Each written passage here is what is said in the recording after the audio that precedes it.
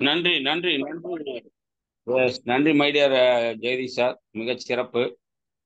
நண்பர்களே, ஆசியம் பிசினஸை பொறுத்த வரைக்கும் நம்ம இன்னைக்கு ஒரு 1572வது கூட்டத்தை வெற்றிகரமாக நடத்திட்டு இருக்கிறோம். 16, அதாவது 2020 மார்ச் மாதம் 16ஆம் தேதி நமக்கு வந்து மதுரையில் வச்சு ஒரு பியூஷ் ஓனர்ஸ் மீட்டிங் பண்ணியிருந்தோம். Piyush owners and leaders meeting. அதுக்கு ரஞ்சித் வர முடியல. அதனால நாங்களே பண்ணணும் அந்த கூட்டத்தை. ஒரு பெரிய 250 பேருக்கு திரண்டுகிட்ட கூட்டம். அந்த கூட்டத்தில் கொரோனாவினுடைய மிகப்பெரிய தாக்கம் வந்ததுனால, தாக்கம் இருந்தும் கூட நிறைய பேர் வந்திருந்தாங்க. அதுதான் கடைசி கூட்டம். அதுக்கு பிற்பாடு பார்த்தீங்கன்னா, கூட்டங்களை நடத்த முடியாத தடுமாறி இருந்த காலகட்டங்களில் நமக்கு வந்து ஒரு முத்தாய்ப்பாக ஒரு மிகப்பெரிய வரப்பிரசாதமாக கிடைச்சது அந்த ஜூம். இந்த ஜூமை ஆரம்பிக்கும் போது நமக்கு மிகப்பெரிய வரவேற்பு இருந்துச்சு. நிறைய பேர் வந்து இதில் ஜாயின் பண்ணாங்க. நிறைய பேர் தங்களுடைய அச்சீவ்மெண்ட்டை, தங்களுடைய ஒன்றரை குயிக்குகளை எடுக்கிறதுக்கெல்லாம் இந்த ஜூம் வந்து ரொம்ப சப்போர்ட்டாக இருந்துச்சு. அப்படி இருந்த காலகட்டங்களில் தான் நம்ம இந்த ஜூமை ஸ்டார்ட் பண்ணோம். கிட்டத்தட்ட இன்னைக்கு பார்த்தீங்கன்னு சொன்னால் மோஸ்ட்லி யாருங்க 2024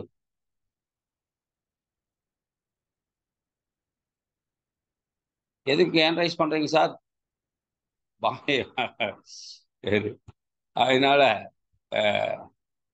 2024 4 வருஷமா இந்த ஜூம் நம்ம பண்ணிட்டு இருக்கோம். இந்த ஜூம் மூலமாக நிறைய தகவல்கள் நம்ம மக்களுக்கு போய் சேரும். நிறைய பேருக்கு வந்து இந்த தகவல்கள் போய் ரீச் ஆகும்.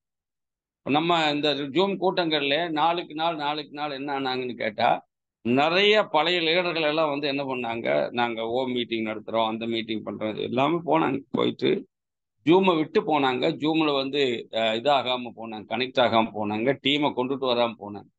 அவங்க எல்லாம் தடுமாறிட்டு தான் இருக்கிறாங்க. யாரெல்லாம் ஜூம் ஆதரிச்சாங்க, யாரெல்லாம் ஜூமுக்குள்ள வந்தாங்க, யாரெல்லாம் ஜூம் நாலேஜ் அடைஞ்சாங்க, அவங்க எல்லாம் தொடர்ந்து வளர்ந்துக்கிட்டு தான் இருக்கிறாங்க. நம்முடைய வேலை என்ன அப்படின்னு கேட்டா, தினம் ஒரு லீடர் இந்த ஜூம்ல பேசுவாங்க. இந்த ஜூம் மூலமாக உங்களுக்கு நாலேஜ் கிடைக்கும் அப்படிங்கிறத நாம வந்து மக்களுக்கு தெளிவா புரிய வச்சுக்கிட்டு இருக்கிறோம். இதுதான் நம்முடைய வேலை. நம்ம யாவது போற்றுவோர் போற்றட்டும், தூற்றுவோர் தூற்றட்டும், என் கடன் பணி செய்து கிடக்குது. நம்முடைய வேலை என்ன? நம்ம செய்ய வேண்டிய வேலை செஞ்சுட்டே இருக்கு. அந்த வகையில ஒரு நாள் கூட கேப் விடாம அந்த மார்ச் 20 ஸ்டார்ட் 2020 மார்ச் 20 ஸ்டார்ட் பண்ண ஒரு மீட்டிங் இது. இன்னைக்கு வரைக்கும் 1572 நாட்களாக முடியுமான்னு கேட்டா, கேரளா லீடர்களே பாராட்டினாங்க. அவங்களே கூட பாதியில் விட்டாங்க. நம்ம பாதியில் விடல. இதை வந்து கண்டினியூவா எடுத்துட்டு போயிட்டு இருக்கிறோம். காரணம் என்னன்னு கேட்டா, நம்ம டீமுக்கு ஒரு சரியான எஜுகேஷன் சிஸ்டம் எதுவுமே இல்லை. அந்த எஜுகேஷன் சிஸ்டத்தை உருவாக்குனாலும் கூட அந்த சிஸ்டத்துக்குள்ள வர்றதுக்கு நம்ம மக்களுக்கு நேரம் இல்லை. நிறைய பணம் வேணும், நிறைய காசு வேணும், நிறைய சொத்து சுகமெல்லாம் வேணும், பேசிவ் இன்கம் எல்லாம் வேணும். ஆனால் ஆர்சிஎம்ல வந்து எதையுமே கத்துக்காம வேணும். சேர்ந்த உடனே பணம் வேணும். ஆர்சிஎம்ல வந்து ஜாயினிங் போட்டணும். ஜாயினிங் போட்ட உடனே நிறைய பணம் வரணும். ஒரு கூரைக்குன்னு ஓட்டை பண்ணி வச்சுக்கிட்டு பணம் ஒழுகுமான்னு பார்த்துக்கிட்டு இருக்கிற வேண்டியதான் ஆர்சிஎம்ல சேர்ந்துட்டு. அப்படி இருக்கிறவங்களுக்கு இந்த ஆர்சிஎம் வந்து என்ன ஆகாது, கை கொடுக்காது. என்ன காரணம் அப்படின்னு கேட்டா, அது மாதிரி நாங்க இல்லை. நாங்க இந்த ஆர்சிஎம் பிசினஸ்ல ஜாயின் பண்ணும்போது கிட்டத்தட்ட கோபகுமார் சார் அந்த காலங்களில் 15 நாள் டூர் ப்ரோக்ராம் போடுவார். தமிழ் தெரிஞ்ச ஒரே லீடர் அவர் தான். 15 நாள் ப்ரோக்ராம் போடுவார். 15 நாள் ப்ரோக்ராம்லையும் பார்த்தீங்கன்னு சொன்னால் அவர் வீட்டை விட்டு வந்துடுவார். எங்களோட 15 நாள் தமிழ்நாட்டில் எல்லா இடங்கள்லையும் கிட்டத்தட்ட பட்டி தொட்டி எல்லாமே எல்லா இடங்கள்லையும் எங்களோட சுற்றுவார். அப்போ அந்த 15 நாள் நான் அவரோட இருக்கணும் எல்லா இடங்களுக்கும். அப்போ என்ன சிஸ்டம் வச்சிருந்தாருன்னா, ஒரு லீடர், ஒரு டாப் லீடர் இருந்தாருன்னா அவர் என்ன செய்யணும், எல்லா இடங்களுக்கும் அவர் வரணும். கூட்டம் நடக்கிற எல்லா இடங்கள்லையும் அந்த லீடர் அங்கே இருக்கணும், அவருடைய பிரசன்ஸ் அங்கே இருக்கணுங்கிறது அவருடைய இது. அப்போ நான் எல்லா இடங்களுக்கும் போகணும், கூட்டிட்டு போகணும். அது எத்தனை பேர் திரண்டு இருக்கிறாங்கிறதெல்லாம் மேட்டர் கிடையாது. ஒரு ஆள் 30 பேர் இருப்பாங்கன்னு சொல்லுவாரு, அங்கே போய் பார்த்தா 3 பேர் தான் இருப்பாங்க. அந்த 3 பேர்த்துக்கு கூட நாங்கள் கூட்டம் நடத்தியிருக்கோம்.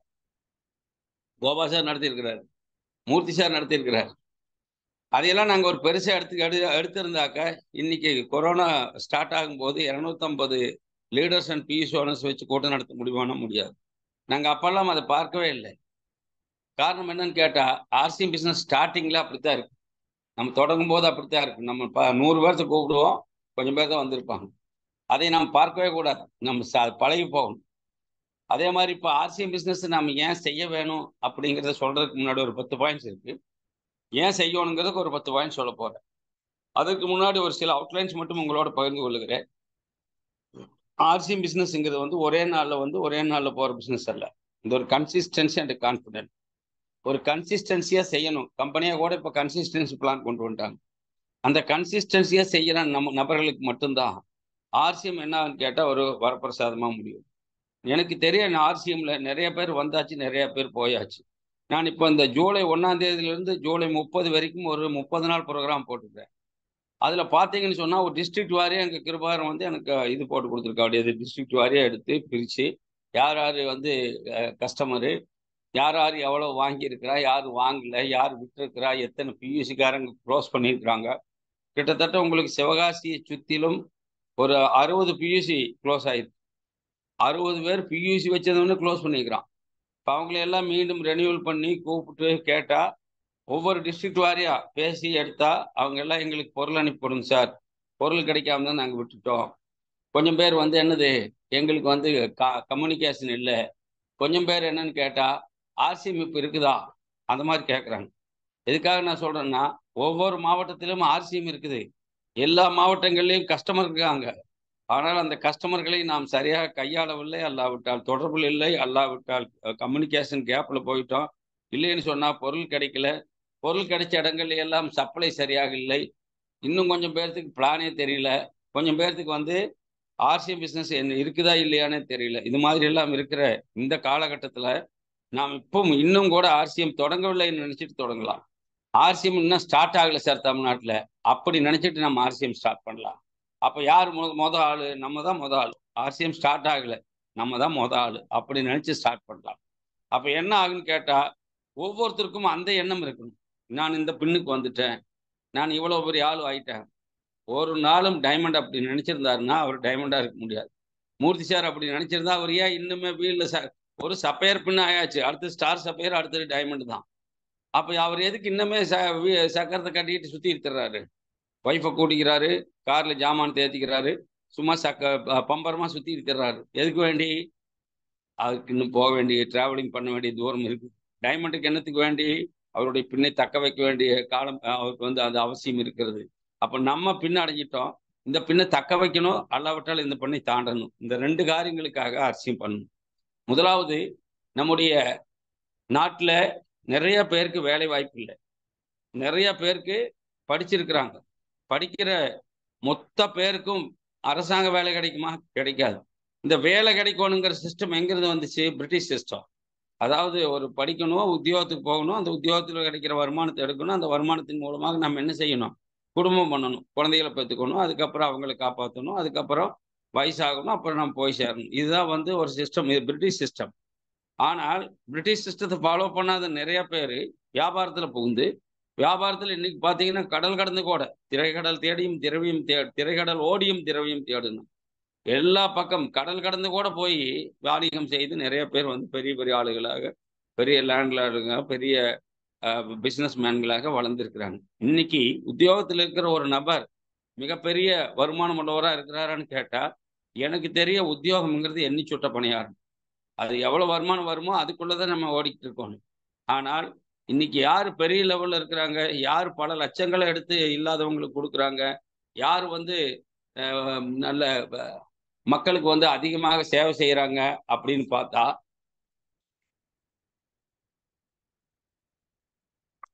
நான் தான் இன்னைக்கு வயசாகுது. வாங்க எடுங்க, அப்புறம் போட்டேன் பேசிட்டு வந்து பர்ச்சேஸ் பண்ணி வைங்க. அதனால பெரிய பெரிய பணக்காரங்கன்னு எடுத்துக்கிட்டா, பெரிய பெரிய லேண்ட்லார்டுன்னு எடுத்துட்டா எல்லாம் பிசினஸ் மேன் தான். இந்த வாய்ப்பு நமக்கு எங்கிருந்து கிடைக்குது அப்படின்னு கேட்டா, நாம் போய் இப்போ ஒரு பெரிய இன்ஃப்ராஸ்ட்ரக்சர் ஆரம்பிச்சு ஒரு பெரிய பிசினஸ் பண்ணி ஒரு பெரிய லெவல்ல ஃபேக்டரி உண்டு பண்ணி, இல்லைன்னா பெரிய லெவல்ல ஒரு ஒரு பிசினஸ் மேனாக உருவெடுப்பதற்கான வாய்ப்பு நமக்கு இருக்குதா அப்படின்னு கேட்டா, இல்லை சார், இழப்பதற்கு ஒண்ணுமே இல்லை, பெறுவதற்கு நிறைய இருக்கிறது.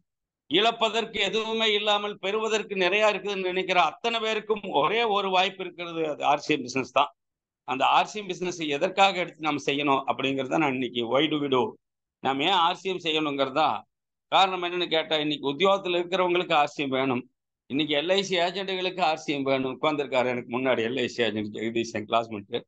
அதே மாதிரி இன்னைக்கு வந்து நிறைய வந்து பார்ட் டைமர்களுக்கு ஆர்சிஎம் வேணும். நிறைய வந்து படிச்சுட்டு வேலை இல்லாத இருக்கிறவங்களுக்கு ஆர்சிஎம் வேணும். எதிர்கால இளைஞர்களுக்கு ஆர்சிஎம் வேணும். காரணம் என்னன்னு கேட்டா, அவங்களுக்கெல்லாம் வருமானம் வேணும். யாருக்கெல்லாம் வருமானம் வேணுமோ அவங்களுக்கெல்லாம் ஆர்சிஎம் வேணும். யாருக்கெல்லாம் வருமானம் பத்தாம இருக்குதோ அவங்களுக்கும் ஆர்சிஎம் வேணும். So increase your income. RCM எதற்காக பண்ணணும்னு சொன்னா, ஒரு இன்கம் பர்பஸ்க்காக ஆர்சிஎம் பண்ணணும். முதல் பர்பஸ் அதுதான். ஆர்சிஎம்ல வந்து உள்ள வந்தாச்சுன்னு சொன்னா ஒரு இன்கம் இருக்கு. என்ன சார் இன்கம்? நீங்க சும்மா பர்ச்சேஸ் பண்ணாலே இன்கம். ஒரு பொருளை வாங்கி யூஸ் பண்ணாலே, அதாவது 50 ரூபா சோப்பு நம்மகிட்ட 37 ரூபாய்க்கு கிடைக்குது. வெளியில 80 ரூபாய்க்கு விற்கிற சோப்பு நம்மகிட்ட 50 ரூபாய்க்கு கிடைக்குது. அப்போ ஒரு 30 ரூபாய் இன்கம் வாங்கும் போதே, பொருள் வாங்கும் போதே இன்கம் அதுல மறைஞ்சிது. அந்த 37 ரூபாய்க்கு வாங்கின சோப்பை கொண்டு போய் எம்ஆர்பி 50 ரூபாய்க்கு வித்தா 13 ரூபா அதுல நமக்கு கிடைக்குது. ஒரு சோப்பை வித்துட்டு வந்தா 13 ரூபாய் கிடைக்குது. ஒரு சோப்பு வித்தாக்க நம்ம என்ன செய்ய முடியும்? ஒரு டீ சாப்பிட முடியும். 2 சோப்பு வித்தா ஒரு டீயும் போண்டாவும் சாப்பிடலாம். ஒரு டீ வடை சாப்பிட்றதுக்கு ஒரு 2 சோப்பு வித்தா போதும். இல்லை சார், நான் இப்போ ஒரு 10 பாக்கெட் ஆயில் விற்கிறேன். ஒரு பாக்கெட் ஆயிலுக்கு 57 ரூபா. 10 பாக்கெட் விற்றா 570 ரூபாயாச்சு. நம்ம வீட்டுக்கு வேணுங்கிற ஜாமான் வாங்கிட்டு போகலாம். இப்போ இன்கம் இப்படிதான் ஸ்டார்ட் ஆகும். அப்போ ஆர்சிஎம் பொருள்களை கன்சம்ஷன் பண்ணக்கூடிய நபர்களுக்கு, ஆர்சிஎம் பொருள்கள் வேணும்னு நினைக்கிற நபர்களுக்கு இன்கம் இன்க்ரீஸ் ஆகுது, இன்கம் ஸ்டார்ட் ஆகுது. இன்கம் பெரிய லெவலில் கிடைக்கிறதுக்கு ஆர்சிஎம் வேணும். அண்ட் தென் ரெண்டாவது என்னன்னு கேட்டா, இப்போ நிறைய பேர் வேலையில் இருக்கிறாங்க. வேலையில் இருக்கிறவங்களுக்கெல்லாம் ஒரு பெரிய தலைவலி என்ன தெரியுமா? காலையில் நேரமே எந்திரிக்கணும். அப்புறம் அவங்க வந்து டைமுக்கு குளிக்கணும், டைமுக்கு வந்து துணி மாற்றணும், டைமுக்கு வந்து சாப்பிடணும். சில டைம் சாப்பிடாம கூட ஓடணும். போயிட்டு அந்த ஆஃபீஸில் போய் அவங்க டைமை வந்து கீப் அப் பண்ணணும். டைம் கம்மியாக இல்லை. நாங்கள்லாம் டிரான்ஸ்போர்ட்டில் கீழே 4 மணிக்கு டியூட்டிக்குன்னா நாங்கள் 4 மணிக்குள்ளே இருக்கணும். 3:55க்குள்ளே இருக்கணும். 4 மணிக்கு அப்புறம் போனால் அந்த வண்டிக்கு வேற ஆள் போட்டு அனுப்பிச்சு விட்ருவாங்க. அப்போ நாங்கள் என்ன செய்யணும்? திரும்பி தான் வரணும் வேலையில். அந்த மாதிரி தான். அப்போ என்னன்னு கேட்டா பெரிய தலைவலி. அந்த டைமுக்கு அங்க இருக்கணும். சாப்பிட்டும் சாப்பிடாம ஓடணும். சில டைம்ல வந்து அகார பசியா இருக்கும், சாப்பிட முடியாது. அப்போ நம்ம இந்த ஷெட்யூல்னு இருக்கும். அந்த ஷெட்யூலை நம்ம கம்பல்சரி ஃபாலோ பண்ணி ஆகணும். இந்த டைமுக்கு இந்த இடத்துல இருக்கணும், இந்த டைமுக்கு இதை பண்ணணும். இந்த ஒர்க் இப்படி இப்போ ஆஃபீஸில் வேலை செய்கிறவங்க, பேங்க்ல வேலை செய்கிறவங்களுக்கெல்லாம் என்ன இருக்குன்னு கேட்டால் ஒர்க் அலிகேஷன். இந்த டைமுக்கு இந்த ஒர்க்கை பண்ணி முடிக்கணும். அதை நம்ம பண்ணாமல் போனாங்கன்னு வச்சுக்கோங்களேன், அவங்களுக்கு என்ன கிடைக்கும்? மெமோ கொடுத்துருவாங்க. இத்தனை நாள் டியூட்டிக்கு வரணும்னா அத்தனை நாள் டியூட்டிக்கு போகும். அப்போ அவங்க ஷெட்யூல் வந்து மிக பெருசு. ஷெட்யூலை ஃபாலோ பண்ணுறதும் பெருசு. ஷெட்யூலை ஃபாலோ பண்ணுறதும் பெருசு. அது வந்து ஜாப்ல இருக்கிறவங்களுக்கு. சரி, வேலையே இல்லாதவங்களுக்கு என்ன என்ன செய்யறதுன்னே தெரியாத ஒரு ஷெட்யூலே கிடையாது அவங்களுக்கு. சரி, வேலை செஞ்சுக்கிட்டு பார்ட் டைம் மட்டும் வேலை பார்க்குற ஆளுகளுக்கு என்ன, ஃபுல் டைம் வேலை பார்க்குற ஆளுகளுக்கு இருக்கிற அதே ஷெட்யூல் தான் அவங்களுக்கு. ஆனால் என்ன இல்லை, அது கண்டிப்பாக செஞ்சாகும். 3 மணிக்குன்னா 3 மணிக்கு டியூட்டிக்கு போய் தான் ஆகும். வேற ஏதாச்சும் அவங்க பண்ண முடியுமா? முடியாது. இப்படி வருமானம் பத்தியும் பத்தாமையும் ஷெட்யூல் படி இயங்கியும் இயங்காம போனா தண்டனை கிடைக்கும். அப்போ இந்த ஷெட்யூல் வந்து யாருக்கு இருக்குன்னு கேட்டா வேலை பார்க்குறவங்களுக்கு. அதே மாதிரி வந்து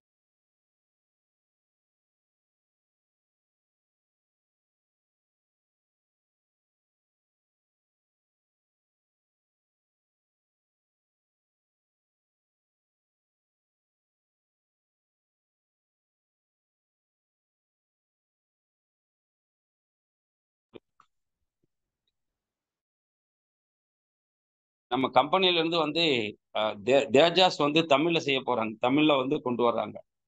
நம்ம தேஜாஸ் இருக்கு இல்லைங்களா, அதை வந்து தமிழ்ல பண்ண போறாங்க. அது வந்து இந்தி மாடுவல்ஸ் 21 மாடுவல்ஸ் இருக்கு. அதை வந்து நமக்கு எழுத்து மூலமா அனுப்பிடுறாங்க. அதை வந்து படிச்சு அதை தமிழாக்கம் பண்ணி அதை வந்து கொடுக்கணும். அது தமிழ்ல வந்து சொல்லணும், டிரான்ஸ்லேஷன் பண்ணி கொடுக்கணும். அதுக்கு ஆள் வேணும்னு கேட்டிருந்தாங்க. அது நான் ஒரு 6 பேர் கொடுத்துருக்குறேன். ஹிந்தி படிக்க தெரிஞ்ச ஆளுங்க, அதை வந்து தமிழ்ல டிரான்ஸ்லேட் பண்ண தெரிஞ்சாலும். அதனால வந்து விரைவில் வந்து ஒரு தகவல் என்னன்னு கேட்டால், சீக்கிரமா நம்ம தமிழ்நாட்டுக்கு தமிழ் லாங்குவேஜில் அந்த தேஜாஸ் ட்ரைனிங் கொடுக்க போறாங்க. அந்த யூனிக் எஜுகேஷன் சிஸ்டம் நமக்கு வரப்போகிறது. ஏற்கனவே மலையாளத்தில் பண்ணிட்டு இருக்கிறதுனால அடுத்து தமிழில் கொண்டு வராங்க. அது வந்து அந்த ப்ராசஸ் வந்து கம்பெனியில் நடந்துட்டு இன்னைக்கு அது வந்து ஸ்டார்ட் பண்ணுறாங்க. தமிழ்நாட்டிலேருந்து நம்ம டீம்லேருந்து தான் வந்து கேட்டுக்கிறாங்க, ஆளுநர் கொடுத்துருக்குறோம். அவங்க போயிட்டு அதை படித்து தெரிஞ்சு அந்த வந்து டிரான்ஸ்லேஷன் பண்ணி கொடுக்கும்போது தான் நமக்கு அது வந்து தமிழில் வந்து படிப்பாட்டப்படும். அது விரைவில் வரும். இதெல்லாம் வந்து கம்பெனியுடைய மிகப்பெரிய பரிணாம வளர்ச்சி. இப்போ ஷெட்யூல் என்னன்னு கேட்டால் ஆர்சிஎம் பிஸ்னஸில் இருக்கிற நமக்கு இப்போ அந்த வெளியில் வேலை பார்க்குறவங்களுக்கெல்லாம் என்னன்னு கேட்டால் ஷெட்யூல் பெருசாக இருக்கும், இன்கம் கம்மியாக இருக்கும். சிலருக்கு இன்கமே இல்லாத ஷெட்யூல் எல்லாம் இருக்கு. ஓடணும், ஓடிட்டே இருப்பாங்க. என்ன சார் இவ்வளோ வேலை பார்க்குறீங்க, எவ்வளோ சார் சம்பளம்? அது எதாவது கிடைச்சா உண்டு சார், அந்த மாதிரி. அது மாதிரி ஷெட்யூலே வந்து பெரிய ஷெட்யூல் போடக்கூடிய ஆளுகளுக்கு ஆர்சிஎம் பிஸ்னஸில் நம்ம வந்து ஃப்ளெக்சிபிள் ஷெட்யூல், நம்ம பார்த்து ஷெட்யூல் போடலாம், நம்ம பார்த்து செய்யலாம். டைம் எல்லாம் கிடையாது, இந்த டைம் இப்படி பண்ணணும்னாலாம் ஆர்சிஎம்ல கிடையவே கிடையாது. நீங்கள் பார்த்து பண்ணலாம், நீங்கள் பார்த்து ஷெட்யூல் போடலாம், நீங்கள் பார்த்து அந்த ஷெட்யூல் ஃபாலோ பண்ணலாம். நீங்கள் பார்த்து அந்த ஷெட்யூலை வந்து என்ன செய்யலாம், ஃபிக்ஸ் பண்ணலாம், கேன்சல் பண்ணலாம், வேணா பண்ணலாம், வேண்டாம்னா விட்டுறலாம். பெரிய அளவுலையும் பண்ணலாம், சின்ன அளவுலையும் பண்ணலாம். ஸோ ஃப்ளெக்சிபிள் ஷெட்யூல், இதுக்காக நீங்கள் ஆர்சிஎம் பண்ணணும். Point number 2. பாயிண்ட் நம்பர் 3, ஸ்கில்லுன்னா பாருங்க, இப்போ கம்பெனிலேருந்து கேட்குறாங்க, அது ஹிந்தி தெரிஞ்ச ஆள், ஹிந்தி படிக்கவும் அதை டிரான்ஸ்லேஷன் பண்ணவும் தெரிஞ்ச ஆள் வேணும்னு கேட்குறாங்க. அது ஒரு ஸ்கில்லு. ரெண்டாவது, நமக்கு வந்து ஆர்சிஎம் பிஸ்னஸில் வந்த பிற்பாடு ஒரு ப்ரெசன்டேஷன் பண்ணக்கூடிய ஒரு ஸ்கில்லு. பார்த்தீங்கன்னா 20,000 பீ பண்ணியிருப்பாங்க. இப்போ தான் வந்து அவங்க வந்து பிகினர் ஸ்டேஜில் இருப்பாங்க. 40,000 பின்னி பண்ணி ஸ்டார்டரில் இருப்பாங்க, ஓப்பனில் இருப்பாங்க. ஆனால் அவங்கக்கிட்ட நீங்கள் ப்ரெசன்டேஷன் பண்ண சொல்லி, சார் இன்னைக்கு நீங்கள் ஒரு மீட்டிங்கில் கொஞ்சம் நேரம் பேசுங்க, பொருளை பற்றி பேசுங்க அப்படின்னு கொடுத்து பாருங்க. அவங்க பேசுவாங்க பாருங்க. 10 வருஷம் ஆர்சிஎம் பண்ணவங்களோட இந்த கொஞ்ச நாள்ல இவ்வளவு சின்ன சாதனை பண்ண, சின்ன டார்கெட் அச்சீவ் பண்ணவங்க பேசுறது பெருசா இருக்கு. என்ன காரணம் கேட்டா ப்ரெசன்டேஷன் ஸ்கில். அது அந்த ஸ்கில் இருக்கிற ஆளுகளை ஆர்சிஎம் பிசினஸ்குள்ள நீங்க வந்தா பெரிய அளவில் உங்களுக்கு அந்த ப்ரெசன்டேஷன் ஸ்கில் டெவலப் ஆகும். எப்படி சார் டெவலப் ஆகும்? நீங்களே உங்க டீமுக்கு ஒரு ஜூம் பண்ணலாம், நீங்களும் உங்க டீமுக்கு ஒரு ஹோம் மீட்டிங் பண்ணலாம், நீங்களும் உங்க டீமுக்கு வந்து உங்களுக்கு கீழே இருக்கிற டிஸ்ட்ரிபியூட்டர்ஸ் எல்லாம் கூப்பிட்டு நியூ டிஸ்ட்ரிபியூட்டர் மீட்டிங் நடத்தலாம். நீங்களும் உங்க டீம்ல இருக்கக்கூடிய அச்சீவர்களை கூப்பிட்டு வச்சு அச்சீவர்ஸ் மீட்டிங் நடத்தலாம். நீங்களும் உங்க டீம்ல இருக்கக்கூடிய டிஸ்பிளே வாழ்காரங்களை எல்லாம் கூப்பிட்டு வச்சு டிஸ்பிளே வாழ் கூட்டங்களை நடத்தலாம். நீங்களே உங்க டீம்ல இருக்கக்கூடிய யாரு டைமண்ட் கிளப்பர்ஸ் எல்லாம் கூப்பிட்டு வச்சு 10 பேர் இருந்தாலும் சரி, 10 பேர்த்த வச்சு நீங்க டைமண்ட் கிளப்புக்கு அடுத்த கிளப் என்னன்னு சொல்லி கொடுக்கலாம். கன்சிஸ்டன்சி பண்ணக்கூடிய உங்க டீம்ல 1500 வியூ பண்றாங்க, 2500, 5000 பண்றாங்க, அவங்கள எல்லாம் கூப்பிட்டு வச்சு நீங்களே என்ன செய்யலாம், இந்த பிசினஸ் கத்துக்கிட்டதை இப்போ ஜூம்ல கத்துக்கிட்டீங்க, அதே மாதிரி நிறைய உங்களுக்கு வந்து டூல்ஸ் இருக்கு. ஆர்சிஎம்ல கத்துக்கிறதுக்கு நிறைய டூல்ஸ் இருக்கு. அப்போ நீங்க கத்துக்கிட்டீங்க ஒரு வழியா, அதை உங்க டீமுக்கு நீங்க கொண்டுட்டு போய் ப்ரெசன்டேஷன் பண்ணக்கூடிய அந்த ஸ்கில் டெவலப்மெண்ட் ஆர்சிஎம்ல தான் இருக்கு, வேற எங்கேயும் கிடையாது. சார் நான் ஒரு ஸ்கூல் வச்சா அந்த ஸ்கூலுக்கு நானே ஆசிரியராக இருக்க முடியாது. அந்த ஸ்கூலுக்கு நான் ஆசிரியராக போக முடியுமா? அந்த ஸ்கூலுக்கு ஆசிரியர் பயிற்சி பெற்ற அல்லாவிட்டால் ஆசிரியர் தகுதி பெற்றவங்களை தான் நான் அப்பாயின்மெண்ட் பண்ண முடியும். ஆனால் ஆர்சிஎம் பிசினஸ் மட்டும் எனக்கு கீழே ஒரு 10 பேர் வந்துட்டாங்கன்னா அந்த 10 பேர்த்துக்கு படிப்பாற்ற அந்த அவங்களுக்கு போய் நான் சொல்லிக் கொடுக்குற அந்த ப்ரெசன்டேஷன் ஸ்கில்லை வந்து நானே டெவலப் பண்ணிக்கலாம். நானே ஆசிரியராக இருக்கலாம், நானே ப்ரொஃபஸராக இருக்கலாம். இது ஆர்சிஎம்ல மட்டும்தான் சாத்தியம். வேற எங்கேயாச்சும் போய் அந்த மாதிரி சொன்ன ஒத்துப்பாங்களா? இல்லை. நான் 10 பேர்த்த சேர்த்துட்டோம், அந்த 10 பேர்த்துக்கு சொல்லிக் கொடுக்குற அந்த ப்ரெசன்டேஷன் ஸ்கில்லை நீங்க டெவலப் பண்ணிக்கலாம். அதற்கு ஆர்சிஎம் ஒரு பெரிய தளமாக இருக்கும். அப்போ இதற்கு வேண்டியாகிலும் நீங்க ஆர்சிஎம் பண்ணணும். என்ன காரணம்னு கேட்டா, நம்மளை வந்து ஒண்ணுக்கும் உதவாக்காரன்றாங்க, சும்மா வீட்லயே கிடக்குறாங்கிறாங்க, நம்ம வந்து யாரையும் போய் பார்க்க முடியாம கிடக்குறோம், யாருக்கும் வந்து பிரயோஜனம் இல்லாம இருக்கிறோம். நமக்கு நிறைய திறமை இருக்குது, படிச்சிருக்கிறோம், நிறைய வந்து நமக்கு தெரியும், நாலேஜ் இருக்குது. அதை நாம் எப்படி எங்க கொண்டு போய் சொல்றது, யாருக்கிட்ட சொல்றது? நீங்க சொல்லுங்க சார், உங்களுக்கு சொல்றதுக்கு ஆட்கள் வந்துருவாங்க ஆர்சிஎம்ல. உங்க ப்ரெசன்டேஷன் கேட்கறதுக்கு பல்லாயிரக்கணக்கான ஜனங்கள் வருவாங்க. நீங்க நல்ல ஒரு ப்ரெசன்டேஷன் ஸ்கில்லை மட்டும் டெவலப் பண்ணீங்கன்னா நீங்க பேசின கேட்கறதுக்கு நிறைய பேர் வந்து நிற்பாங்க. அப்ப நீங்க அதை பண்ணதுக்காக வேண்டி ஆர்சிஎம் நீங்க பண்ணுங்க. அண்ட் தென் ஃபோர்த் வந்து பிசினஸ் ஸ்கில்.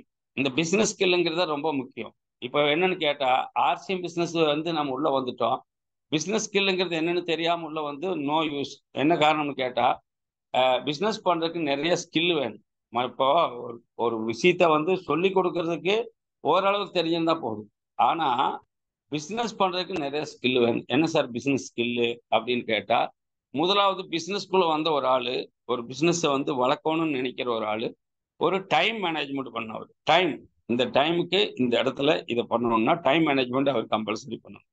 ஒரு 8 மணி நேரம் தூக்கம், 8 மணி நேரம் உழைப்பு, 8 மணி நேரம் வந்து என்னது உழைச்ச உழைப்புக்கு ரெஸ்ட். 24 மணி நேரம் நமக்கு கிடைச்சிருக்குது. அந்த 24 மணி நேரத்துல 8 மணி நேரம் நம்ம உழைக்கிறதுன்னு முடிவு பண்ணிட்டா, அந்த 8 மணி நேரம் எது என்ன டைமுக்கு எந்த இடத்துல பியூசி மீட்டிங் போறோமா, இல்லைன்னா வந்து ஹோம் மீட்டிங் போறோமா, இல்லைன்னா ஒர்க் எடுத்து நம்ம யாரையாச்சும் சந்திக்க போறோமா, இல்லைன்னா நியூ கஸ்டமர்களை சந்திக்க போறோமா,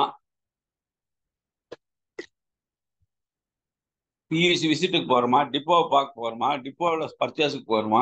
இந்த டைம் மேனேஜ்மெண்ட், இந்த டைமுக்கு இதை பண்றங்கிற மேனேஜ்மெண்ட் இருக்கு. இதுதான் பிசினஸ் ஸ்கில். ரெண்டாவது ஆர்கனைசேஷன். ஒரு அமைப்பை உருவாக்க தெரியும். பிசினஸ் பண்ணக்கூடிய ஆளுகளுக்கு ஒரு அமைப்பை உருவாக்க தெரியலன்னா எப்படி, நான் சொன்னேன் இல்லைங்களா, தனித்தனியா நியூ டிஸ்ட்ரிபியூட்டரு, கன்சிஸ்டன்சி பண்றவங்க, அப்புறம் டைமண்ட் கிளப் பண்றவங்க, அப்புறம் வந்து என்னது வைட்டல் லெவல் பின்னல் இருக்கிறவங்க, இந்த மாதிரி பிரிச்சு பியூசி ஓனர்ஸு, பிரிச்சு பிரிச்சு பிரிச்சு நீங்க என்ன செய்யணும், ஒரு ஆர்கனைசேஷன் அவங்களை எல்லாத்தையும் வச்சு ஆர்கனைசேஷன் பண்ண தெரியும். அதான் பிசினஸ் பண்ணக்கூடியவங்களுக்கு இருக்கிற பிசினஸ் ஸ்கில்லுங்கிறது. அடுத்தது என்னன்னு கேட்டா, நான் இப்ப சொன்ன ப்ரெசன்டேஷன். அதை வந்து எடுத்துட்டு போய் பொருள், இந்த ஒரு பொருளை பத்தி சொல்றதுன்னா அந்த பொருளை பத்தி ஏ டு ஜெட் இன்னைக்கு போட்டுக்கிறாங்க பாருங்க. நம்ம இது அலோவேரா ஜூஸ், அதுல ஒரு 3 முக்கியமான இன்கிரீடியன்ஸ் என்ன இருக்குன்னு சொல்லி போட்டிருக்காங்க. அதுல சீபக் தான்னு சொல்லிட்டு, அது ரொம்ப அற்புதமானது. அது வந்து நெட்ல போய் பார்த்தீங்கன்னா எவ்வளவு அற்புதமான விஷயங்கள் அதுல அடங்கியிருக்கு. நான் கொஞ்சம் எடுத்து போட்டுக்கிறேன் உங்க குரூப்ல எல்லாம். இப்போ அந்த அந்த ப்ரெசன்டேஷன் ஸ்கில்லை வளர்க்கறதுக்காக வேண்டி நீங்க வந்து அதை வளர்த்தாதான் பிசினஸ்னுடைய ஸ்கில் வளரும். அடுத்தது பேச்சு திறன். பேச்சு திறனுங்கிறது என்ன, ஸ்பீக்கிங் ஸ்கில். எப்படி சார் பேச்சு திறனை வளர்த்துக்கிறது? எனக்கு நம்ம ஏவி முருகன் ஆகட்டும், நம்ம இப்போ ஸ்டார் பாடல் பின்னச்சிவார் நம்ம ஜெகதீஷ் சார் ஆகட்டும், ஆரம்ப காலங்களில் அவங்களுக்கு அந்த ஸ்கில் அப்படிங்கிறது வந்து நிறைய நாலேஜ் இருக்கு அவருக்கு. நம்ம முருகனுக்கானாலும் சரி, நம்ம ஜெகதீஷ் சாருக்கானாலும் சரி, நம்ம ஜெயக்குமார் சாருக்கானாலும் சரி, இருக்கக்கூடிய அச்சுவர்கள் யாரானாலும் ஆரம்பத்தில் பார்த்தீங்கன்னா நிறைய படிச்சிருக்காங்க, நிறைய நாலேஜ் இருக்கு. ஆனால் பேச போகும்போது அந்த நாலேஜ் எப்படி பயன்படுத்துறதுன்னு தெரியாம என்ன பண்ணாங்கன்னு கேட்டா, அந்த கொஞ்சம் அந்த ஆரம்ப, அதுக்கு பேர் வந்து பப்ளிக் சிவரிங், அது இருந்த காலம் இருந்து அவங்களே கேட்டா சொல்லிடுவாங்க. ஜெயதி சாரே மீட்டிங் சொல்லிக்க. ஆனா எப்ப அந்த ஸ்கில் டெவலப் ஆகுதுன்னா, கொஞ்சம் கொஞ்சமா பேசி பேசி பேசி பேசி ஸ்கில் டெவலப் ஆயிடுச்சு. அப்ப அந்த ஸ்பீக்கிங் ஸ்கில் எப்படி வரும்னு கேட்டா, நம்ம எல்லாருக்கும் இருக்கிறதா அது. எடுத்த உடனே காமராஜ் மட்டும் ஒரு பெரிய பேச்சாளர்லாம் ஆயிரல.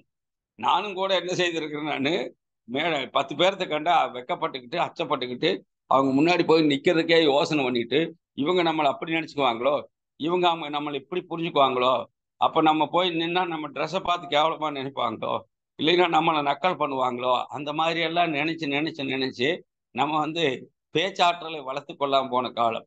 ஆனால் நான் ஆர்சிஎம்குள்ள வந்த பிற்பாடு என்னுடைய பேச்சாற்றலை நான் வளர்த்து கொண்டேன். கோபகுமார் சாரை பார்த்து அவரை மாதிரி நான் பேசணும், அந்த மாதிரி ஆரம்பிப்பேன். அதே மாதிரி நம்ம சவுகான் வந்து சும்மா அந்த பாடி லாங்குவேஜ் பின்னி படல் எடுப்பார். அப்போ நான் பார்ப்பேன், இது மாதிரி பாடி லாங்குவேஜோட பேசுனா நமக்கு இன்னும் கொஞ்சம் நல்லா. அப்போ அது மாதிரி தான் ஸ்பீக்கிங் ஸ்கில்ஸை டெவலப் பண்ணணும், இல்லைன்னா பிஸ்னஸ் ஸ்கில் வராது. அடுத்தது மணி மேனேஜ்மெண்ட். பணம் வருது, ஆனால் அதை செலவு பண்றதுக்கு ஒரு மணி மேனேஜ்மெண்ட் சிஸ்டம் இருக்கு. இதுக்குன்னு ஒதுக்குனது தூக்கி இதுக்கு போடக்கூடாது, இதுக்குன்னு ஒதுக்குனது எடுத்து அதுக்கு போடக்கூடாது. எதுக்காக நம்ம பணத்தை ஒதுக்குறோமோ அதுல நம்ம கருத்தா இருக்கும். அந்த அந்த மணி மேனேஜ்மெண்ட் ஸ்கில்லை வந்து நம்ம டெவலப் பண்ணா அதுதான் பிசினஸ். பிசினஸ்ல வந்து மணி மேனேஜ்மெண்ட் ரொம்ப முக்கியம். அப்ப இந்த பிசினஸ் ஸ்கில்லை டெவலப் பண்ணணும். அது இதெல்லாம் ஆர்சிஎம்குள்ள வரலன்னா உங்களுக்கு தெரியாது. அப்போ மணி மேனேஜ்மெண்ட் இதெல்லாம் பிசினஸ் ஸ்கில் ஒரு ஒன்று, ஒரு ஒரு பாயிண்ட். அடுத்தது பார்ட்டி பிளானிங். கூட்டங்களை வந்து ஏற்படுத்துறதுக்காக வேண்டி நம்ம பிளான் பண்றோம். எப்படின்னு கேட்டா, இப்போ கோகுமார் சார் என்ன பண்ணுவாருன்னா 3 மாசத்துக்கு ஒருக்கா ஸ்கில், இப்போனா கம்பெனியே வந்து 25,000 பண்ணக்கூடிய ஸ்டார் டைமண்டுக்கு இது வந்து ஹில்ஸ் டூர் அவங்களே பண்றாங்க. ஆனா முன்ன எப்படின்னு கேட்டா 3 மாசத்துக்கு ஒருக்கா ஒரு டார்கெட் வச்சு அந்த டார்கெட் முடிச்சவங்களை எல்லாம் கூட்டிட்டு ஊட்டி, கொடைக்கானல், இது மாதிரி ஏற்காடு, இந்த மாதிரி இடங்கள்ல எல்லாம் கூட்டிட்டு ஒரு 500 ரூபாய் பணத்தை வாங்கிட்டு அங்க போய் எல்லாம் கூடி பெரிய அளவில் பண்ணுவோம். அது வந்து அதுக்கு பேர் தான் வந்து பார்ட்டி பிளானிங். அந்த பிளானிங் வந்து வேற எங்க கிடைக்கும்னு கேட்டா, பிசினஸ் வந்தாதான். பிசினஸ்ல இருக்கும்போது தான் அது மாதிரி எல்லாம் பண்ணணும்னு தோணும். நம்ம டீம்ல ஒரு 10 பேர்த்த உருவாக்குவோம். அவங்கள கூட்டிட்டு மலைக்கு கூட்டிட்டு போலாம். அந்த 10 பேத்துக்கு ஒரு 1 நாள் ட்ரெய்னிங் குடுக்கலாம். 2 நாள் ட்ரெய்னிங் குடுக்கலாம். நம்ம டீம்ல வந்து ஒரு டார்கெட் குடுக்கலாம். அந்த டார்கெட்ட அச்சீவ் பண்ணவங்கள எல்லாம் கூட்டிட்டு என்ன செய்யலாம்? ஒரு ஒரு ஒரு டேம் பக்கம், பார்க் பக்கம் கொண்டுட்டு போய், அந்த மாரி பார்ட்டி பிளானிங் வந்து பிசினஸ் ஸ்கில்ல ஒண்ணு. அடுத்தது எஃப் ஒரு கோச்சிங், எஃபெக்டிவ் கோச்சிங். இதெல்லாம் பிசினஸ் ஸ்கில். எஃப் எஃபெக்டிவ் கோச்சிங்னா என்னன்னு கேட்டா, நல்லா ஃபுல்லா பூஸ்ட் பண்ணணும். அவங்கள வந்து ஆர்சிஎம் பிசினஸ்ல வந்து வந்தா மட்டும் தான் அந்த எஃபெக்டிவ் கோச்சிங் எல்லாம் என்னன்னு தெரியும். இப்போ வெளியிலயும் பொருள் விக்குது, நம்மகிட்டயும் பொருள் விக்குது. ஆனா இந்த பொருள வச்சு எப்படி கொண்டுட்டு போய் ஜனங்களுக்கு சேர்க்கணுங்கிறது ஒரு கோச்சிங். எந்த மாதிரி ஆட்கள சந்திக்கணும், எப்படி அவங்களுக்கு வந்து இந்த பொருள கொண்டுட்டு போய் குடுக்கறது, அதுக்கு என்ன மெத்தேட கையாளணும், எப்படி நோட்டீஸ் போடுறது, எப்படி டூல்ஸ் பயன்படுத்துறது, இதெல்லாம் தான் எஃபெக்டிவ் கோச்சிங். அடுத்தது என்னன்னு கேட்டா, சேல்ஸ் டெக்னிக்ஸ். இதெல்லாம் பிசினஸ் ஸ்கில் இது. பாயிண்ட் நம்பர் 4லயே வந்துருது. எது? பிசினஸ் ஸ்கில்ல தான் நான் சொல்லிட்டு இருக்கிறேன். எதுன்னு கேட்டா, சேல்ஸ் டெக்னிக்ஸ். சேல்ஸ்ல சில டெக்னிக்ஸ் இருக்கு. என்ன சார் சேல்ஸ் டெக்னிக்ஸ்? நான் பஸ்ல டிராவல் பண்ணும்போது, நான் வந்து இங்கிருந்து மதுரைக்கு போறேன்னு வச்சுக்கங்களேன், என்னுடைய பேக்ல வந்து ஒரு குறைஞ்சது ஒரு ரூ. 2000 சரக்கு இருக்கு. நான் வந்து கண்டிப்பா அந்த போகும்போது ஒரு நோட் புத்தகம், இது மாதிரி ஒரு புத்தகம் நோட்டு, ஒரு கையேடு கையேடு வந்து கொண்டுட்டு போகணும். அப்ப என்ன செய்யறதுன்னு கேட்டா, அங்க அந்த பஸ்ல என்னோட டிராவல் பண்ணக்கூடிய ஆளுக்கு, நான் அலங்காம இந்த பேக்கினுடைய ஜிப்ப திறந்து, உள்ள இருந்து நான் ஒரு பிஸ்கட் எடுத்து சாப்பிடுவேன். அப்ப என்னன்னு கேட்டா, அவர் பார்ப்பாரு. என்ன நிறைய ஜாமான் வச்சிருக்கிறீங்கன்னு கேட்பாரு. இவர் தான் நான் எதிர்பார்த்துட்டு இருந்தேன். அப்ப அவர்கிட்ட நான் என்ன செய்வேன், டெக்னிக்கா வந்து நம்ம பொருள பத்தி மெதுவா அருமையா சொல்லுவேன். ஃபர்ஸ்ட் கிளாஸ் டீ தூள் சார் எங்கேயுமே கிடைக்காது. எங்க வீட்டு மட்டும் தான் கிடைக்கும். நீங்க யூஸ் பண்ணிட்டீங்கன்னா, மறுபடியும் திருப்பி கேட்டாக்க, நான் உங்க உங்க இடத்திலேயே கிடைக்கிற மாரி பண்ணிருவேன். ஆனா முதல் முறை யூஸ் பண்ணி பாருங்க சார். ரொம்ப சூப்பரா இருக்கும். வேணா இந்த பிஸ்கட் சாப்பிட்டு பாருங்களேன். இல்ல வேண்டாங்க. மைக் பிஸ்கட் எல்லாம் குடுக்குறாங்க. சரி பரவால்ல. நீங்க பிஸ்கட் சாப்பிட வேண்டாம். பட் இந்த பொருள் வந்து நல்லது. படிச்சு பாருங்க. இதுல என்ன இருக்குன்னு இந்த அட்டைய படிச்சு பாருங்க. அப்ப அவர் இன்கிரீடியன்ட்ஸ் எல்லாம் படிச்சு பாரு. நல்லா இருக்கே. சிடிசின்னு போட்டிருக்கேன். எவ்வளோங்க விலை? இது மாதிரி இது ரூ. 138. ஒரு 1/4 கிலோ டூ அவர் கைக்கு போயிடும். அதுக்கப்புறம் அவர்ட்ட நம்ம என்ன செய்றோம்? இத விக்கிறதுக்கான அந்த டெக்னிக்ஸ் தான். அதே மாதிரி இப்ப வாக்கிங் கஸ்டமரு. அதே மாதிரி ஒவ்வொரு வீட்டு கதவையும் தட்டுனோம்னா, இன்னைக்கு எல்லா வீட்டு கதவும் திறந்துச்சுன்னு வச்சுக்கங்களேன், அந்த வீட்டு கதவு திறக்கும்போது, அங்க அந்த வீட்டுக்குள்ள இருந்து ஒரு ஒரு நோயாளி தான் வெளிய வருவார். ஒரு சீக்காளி. "என்ன சார் இப்படி சொல்றீங்க?" அப்படின்னு கேட்டா, நண்பர்களே வீட்டுக்கு வீடு எல்லா கதவுகளிலும் வியாதியஸ்தர்கள் மறைந்திருக்கிறார்கள். வியாதி மறைந்து கிடக்கிறது. ஒவ்வொரு வீட்லயும் வியாதி இருக்கு. இப்போ வியாதி இருக்குது. அந்த வியாதிய வந்து நீக்கிறதுக்கு அவங்களுக்கு வழி தெரியல. ஐஸ்கிரீம் சாப்பிட்டா சளி பிடிக்கும்னு தெரியும். சளி பிடிச்சா நம்ம எது பிரஷாவாலா குடுக்கணும்னு தெரியும். சளி பிடிச்சா நம்முடைய அ பஞ்சு துளசி குடுக்கணும்னு தெரியும். சளிக்கு நிறைய பொருள்கள் நம்மகிட்ட இருக்குது. அது குடுத்தா நல்லா போயிரும்னு தெரியும். ஆனா நாம அத குடுக்க மாட்டோம். ஏன்னு கேட்டா, நமக்கு தெரிஞ்சும் செய்யறது இல்ல. அப்ப அப்படிப்பட்டவங்க கிட்ட எப்படி கொண்டு போய் இந்த பொருள குடுக்கறது? சளி நல்லாகும்னு சொல்லிக் குடுக்கறதுக்கு ஒரு டெக்னிக். அதான் சேல்ஸ் டெக்னிக். அதே மாதிரி ஒவ்வொரு வீட்டு கதவையும் தட்டி, நம்ம வந்து அவங்கள இதுல நம்ம பாடி ஸ்கேனர்ல ஏத்தி நிறுத்தினா, ஒவ்வொரு வீட்லயும் சுகர் பேஷண்ட், ஒவ்வொரு வீட்லயும் வந்து பலவிதமான நோய்களை தாங்கி கொழுப்பு நெறைய இருக்கிற ஆளுக, அப்புறம் வந்து கொழுப்பே இல்லாம ஒல்லியா இருக்கிற ஆளுக, அப்புறம் வந்து பார்த்தீங்கன்னு சொன்னா, புரோட்டீன் பற்றாக்குறையில் இருக்கிற ஆளுக, அப்புறம் பல்லு வந்து விழுந்துகிட்டே இருக்குதுங்க சார். பல்லு ஆடிக்கிட்டே இருக்கு. பல் பிரச்சனை இருக்கிற ஆளுக, கண் பிரச்சனை இருக்கிற ஆளுக, இவைகளுக்கெல்லாம் நம்மகிட்ட சப்ளிமெண்ட் இருக்குது. அதுக்கு பாடி ஸ்கேன்ல தான் அளவுகோல். அப்போ இந்த பாடி ஸ்கேனர வச்சு எப்படி அவங்களுக்கு இந்த பொருள கொண்டு போய் குடுக்கறது? எப்படி ப்ரமோட் பண்றது? இந்த டெக்னிக், சேல்ஸ் டெக்னிக். இதெல்லாம் தான் வந்து என்னது? Business skill. அடுத்தது கஸ்டமர் சர்வீஸ். அவங்கள சந்திச்சா பத்தாதுங்க சார். அவங்களுக்கு சர்வீஸ் பண்ணணும். ஒரு பொருள் தீர்ந்துருச்சுன்னா கேட்டாங்கன்னா, பொருள் குடுக்கறதுக்கு, பொருள் கிடைக்கிறதுக்கு நம்ம சர்வீஸ் பண்ணி குடுக்கணும். இந்த கஸ்டமர் சர்வீஸ் எல்லாம் எங்க சார் கத்துக்கிறது? யார்கிட்ட போய் தெரிஞ்சுக்கிறது? இந்த பிசினஸ்க்குள்ள ஆர்சிஎம்க்குள்ள வரணும். இந்த பிசினஸ நீங்க கையில எடுக்கணும். இத்தனையும் நீங்க ஈஸியா நீங்க என்ன பண்ண முடியும்? இந்த ஸ்கில்ல நீங்க டெவலப் பண்ணணும். Business skill. இதுக்கு வேண்டிய வகையில நீங்க என்ன செய்யணும்? ஆர்சிஎம் செய்யணும். அது மட்டுமல்ல, ஆர்சிஎம் பிசினஸ்க்குள்ள வந்த பிற்பாடு, நமக்கு நெறைய கஸ்டமர்கள் கிடைச்சிடுறாங்க. நெறைய கஸ்டமர். பாயிண்ட் நம்பர் நான் வந்து 5 சொல்லிட்டு இருக்கிறேன். கஸ்டமர்கள் வந்து நமக்கு நெறைய கிடைச்சிடுறாங்க. நீங்க பார்த்தீங்கன்னா, ஒவ்வொருத்தருடைய ஐடிக்கு கீழயும் போய் பாருங்க. நெறைய டெர்மினேட்டட் ஐடி இருக்கு. நெறைய டெர்மினேட்டட் ஐடி. அதுக்கு என்ன காரணம்னு கேட்டா, கஸ்டமர் ரிலேஷன்ஷிப்பை நம்ம வந்து வச்சுக்கிறது இல்லை.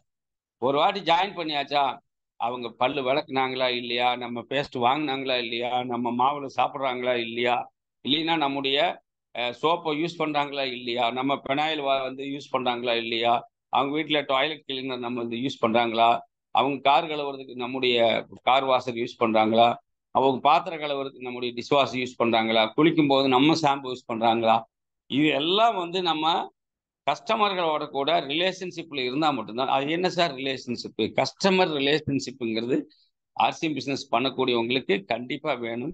கஸ்டமர் ரிலேஷன்ஷிப்பை வந்து உருவாக்குவதற்கு வேண்டியாகிலும் நம்ம ஆர்சிஎம் பண்ணணும். ஏன்னு கேட்டா நம்ம அடைஞ்சு கிடப்போம். நமக்கு யாருமே வந்து யாரு என்னன்னே கூட தெரியாம, நம்ம ஊருக்கும் தெரியாது, நம்ம கூட இருக்கிறவங்களுக்கு தெரியாது, நம்ம சொந்த பந்தத்துக்கே கூட நம்மளை யாருன்னு தெரியாது. ஆனால் நமக்குன்னு ஒரு கூட்டத்தை உருவாக்கணும். அந்த கூட்டம் தான், அந்த கூட்டத்தை உருவாக்குவதற்கு வேண்டி உங்களுக்கு ஆர்சிஎம் தேவை.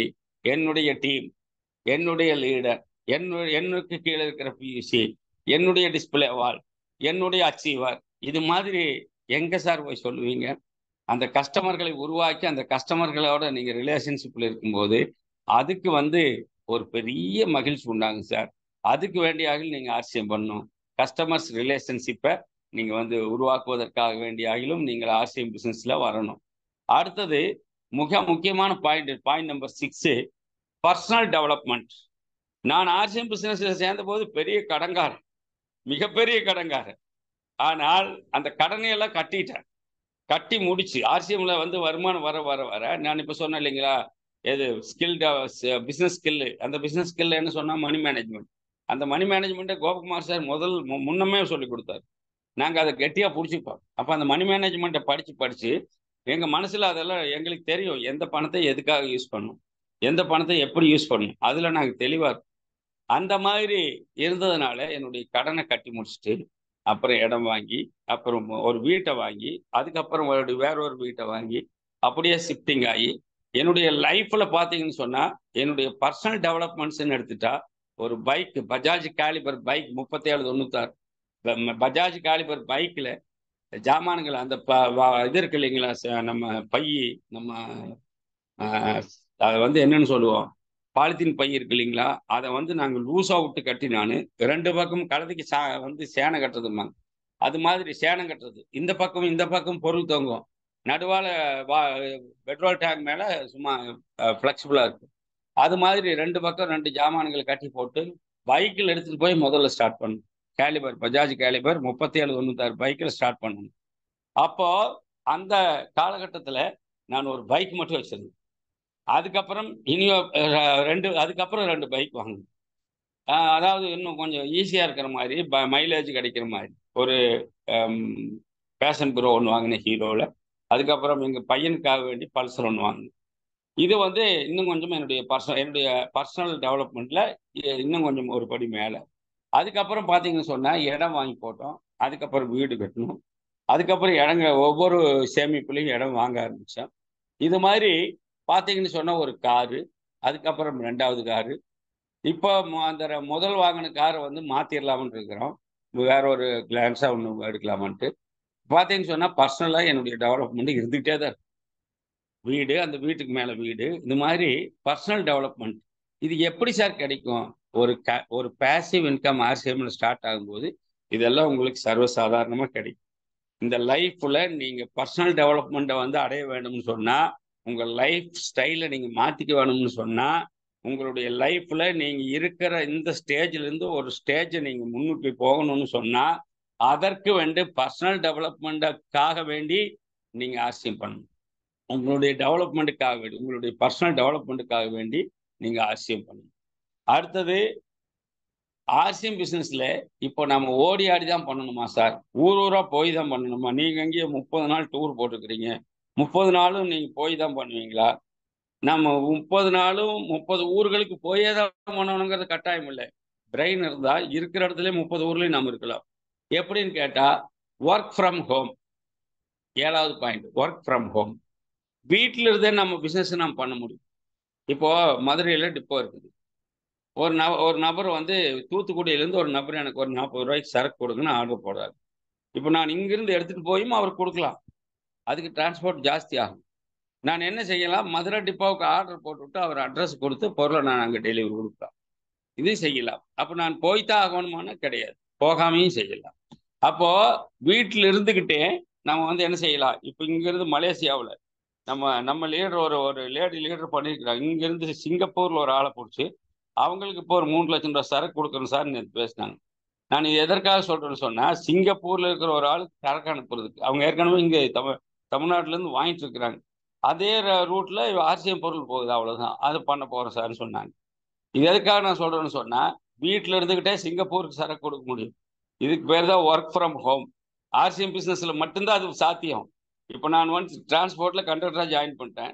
நான் வந்து வீட்லயே இருந்துக்கிறேன் சார். வண்டியில ஏறுறவங்களுக்கெல்லாம் டிக்கெட் வந்து நான் இங்கிருந்தே வந்து வாட்ஸ்அப் பண்ணிடுறேன் சார். ஒண்ணு சாத்தியமா? முடியாது.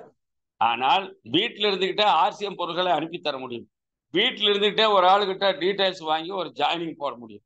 வீட்ல இருந்துகிட்டே ஒரு ஆளுக்கு நான் இப்ப எங்க ஸ்டோர்ல இருக்கிறேன். இங்கிருந்து நான் என்ன செய்றேன், உங்க எல்லாத்துக்கும் நான் ஆர்சிஎம் பிசினஸ் சொல்லிக் கொடுத்துட்டு இருக்கிறேன். அப்ப இதெல்லாம் எங்க சாத்தியமாகும்? ஒரு வேலை செய்யறோம். அந்த வேலையை வந்து மக்கள் மத்தியில் எடுத்துட்டு போறதுக்கும், சர்வீஸ் பண்றதுக்கும், சப்ளை கொடுக்கறதுக்கும், இதெல்லாம் வீட்ல இருந்துகிட்டே பண்ண முடியும். ஜாயினிங் வந்து சேர்க்கறதுக்கும், சேர்த்தவங்களுக்கு வந்து நாலேஜ் இம்ப்ரூவ்மெண்ட் கொடுக்கறதுக்கும், ட்ரைனிங் கொடுக்கறதுக்கும், மீட்டிங்ஸ் நடத்துறதுக்கும், இதெல்லாம் வீட்ல இருந்துகிட்டே பண்ண முடியும். அது அது வந்து ஆர்சிஎம்ல மட்டும் சாத்தியம். எனவே நீங்க ஆர்சிஎம் பண்ணுங்க. ஆதலால் ஆர்சிஎம் பண்ணுங்க நண்பர்களே. ஆதலால் ஆர்சிஎம் பண்ணுங்க. அப்போ வீட்ல இருந்துகிட்டே ஒர்க் ஃப்ரம் ஹோம். இது வந்து ரொம்ப முக்கியம். ரெண்டாவது என்னன்னு கேட்டா, ஆர்சி பிசினஸ்ல இருக்கிற இன்சென்டிவ், ஆர்சி பிசினஸ்ல இருக்கக்கூடிய என்னது ரெகக்னேஷன், இதுக்கு வேண்டி நீங்க ஆர்சிஎம் பண்ணலாம். இது வந்து point number 8. Incentives and recognition. Incentive என்ன சார்? ஒரு வருஷம் கூடி 12 மாசம் கூடி 3000 ரூபாய்க்கு ரெகுலரா பொருள் வாங்குற ஆளுக்கு 12வது மாசம் முடிவுல 3000 ரூபாய் பொருள் அவங்களுக்கு ஃப்ரீயா கிடைச்சிருக்கும். 6 மாசத்துக்கு ஒருக்கா 1500 ரூபாய் பொருளும் அடுத்த 6 மாசத்துல 1500 வாங்கிக்கலாம். சார் கம்பெனி 6 மாசம் தான் சார் சொல்லியிருக்குது. நீங்க 12 மாசத்துக்கு சொல்றீங்களே. நான் 6 மாசத்துக்கு பிளான் சொன்ன இடத்துல எல்லாம் அவங்க கேட்டாங்க, ஒரு வருஷ பிளான் உங்ககிட்ட இல்லையான்னு. அதனால நான் இந்த 6 மாசத்து பிளானையே டபுள் பண்ணி சொல்லிட்டு இருக்கிறேன். நீங்களும் 6 மாசமும் சொல்லுங்க, ஒரு வருஷம் அது உங்க விருப்பம் தான். ஆனால் இன்சென்டிவ் ஒரு வருஷம் வாங்குற ஒரு ஆளுக்கு இன்சென்டிவ் என்னன்னு கேட்டா, ஒரு ஒரு ஒரு நீங்க வாங்கின 3000 ரூபாய் சரக்கு உங்களுக்கு இன்சென்டிவா கிடைக்கும். ஃப்ரீயா கிடைக்கும். ஃப்ரீ குட்ஸா கிடைக்கும். அதே மாதிரி அந்த குட்ஸுக்கு பிவி இல்லைனாலும் அந்த பொருட்கள் வந்து டிபி ரேட்ல கிடைக்கும். உங்களுக்கு எம்ஆர்பியில் கிடைக்கல, டிபியில் கிடைக்குது. வாங்கி வித்துக்கலாங்கிற மாதிரி கிடைக்குது. எவ்வளவு அருமையான இன்சென்ட். அது மட்டும் இல்ல, அந்த வாங்கின இப்போ நான் வந்து என் வீட்டுக்கு மாசம் மாசம் பொருள் வாங்கிட்டு இருக்கேன். ஒரு 3000 ரூபாய்க்கு வாங்கிட்டு இருக்கிறேன். அந்த வாங்கின 3000 ரூபாய்க்கு 1500 பிவி ஜென்ரேட் ஆகுது. அந்த 1500 பிவிக்கு கிட்டத்தட்ட உங்களுக்கு 30 ரூபா உங்க அக்கௌண்ட்டுக்கு வந்துடுது. ஒரு வருஷம் கூடி 360 ரூபா உங்க அக்கௌண்ட். 30 ரூபாய்னா 12 12 3 36. 360 ரூபா உங்க அக்கௌண்ட்ல கிடக்க போகுது. சும்மா பாருங்க எவ்வளவு அருமையான இன்சென்டிவ் கம்பெனி கொடுக்குறான். இது மாதிரி நபர்களை அதிகப்படியா உருவாக்கும் போது, ஒரு நெட்வொர்க்கை பில்டு பண்ணும்போது, ஒரு டீமை நீங்க பில்டு பண்ணி முடிக்கும் போது, இந்த இன்சென்டிவ் மூலமாக உங்களுக்கு ஒரு பெரிய டீம் உருவாகும். இந்த பிவி மூலமாக உங்களுக்கு ஒரு பெரிய இன்கம் ஜெனரேட் ஆகும். இந்த பிவி மூலமாக பேசிவ் இன்கம் ஜெனரேட் ஆகும். இதுதான் வந்து ஆர்சி பிசினஸ்ல மறைஞ்சிருக்கிற ஒரு மறைபொருள். இந்த பிவிய இந்த இன்சென்டிவ்க்காக வேண்டி பொருளை சேல் பண்ண போய், பொருளை கொண்டு போய் ப்ரொமோட் பண்ணி ஜனங்களை சேர்க்க போய், சேர்த்த ஜனங்களை வாங்க வைக்க போய், வாங்க வச்ச ஜனங்களை கடையெடுக்க வைக்க போய், கடையெடுக்க வச்ச ஜனங்களை எல்லாம் பெரிய அளவில் வந்து சர்வீஸ் பண்ண வைக்க போய், இந்த இன்சென்டிவ் நமக்கு ஜாஸ்தி கிடைக்க கிடைக்க கிடைக்க நம்ம அதிகப்படியான ஒர்க்கை டெவலப் பண்ணி பண்ணி நம்ம ஒரு பெரிய டீமை பில்டு பண்ணியிருப்போம். அந்த டீமுக்கு நம்ம வந்து என்ன செய்வோம், அந்த டீம் வாங்குற பொருள் மூலமாக நமக்கு பிவி இன்க்ரீஸ் ஆகும். நம்முடைய பின் சேஞ்ச் ஆகும். அதற்காக நமக்கு நிறைய மேடைகளில் ரெக்கக்னைஸ் ஆகும். மாபெரும் சபைகளில் நீ நடந்தால் உனக்கு மாலைகள் விழ வேண்டும். அது இதுல நடக்கும் ஆர்சிஎம்ல. அப்போ நமக்கு கிடைக்கிற இன்சென்டிவ்காக, நமக்கு கிடைக்கிற ரெக்கக்னைசனுக்காக நீங்க ஆர்சிஎம்குள்ள வரணும், ஆர்சிஎம் பண்ணணும். ரைட்டா? இது பாயிண்ட் நம்பர் 8. பாயிண்ட் நம்பர் 9, நமக்கு ஒரு மென்டார்ஷிப் கிடைக்கும். நீங்க பாத்தீங்கன்னா, சாதாரணமா ஒரு ஸ்டார் பின்ல இருக்கிற ஒரு லீடருக்கு என்ன கிடைக்குன்னு கேட்டா, அவர் டீம் அவரை வந்து ஒரு மென்டாரா எடுத்துப்பாங்க.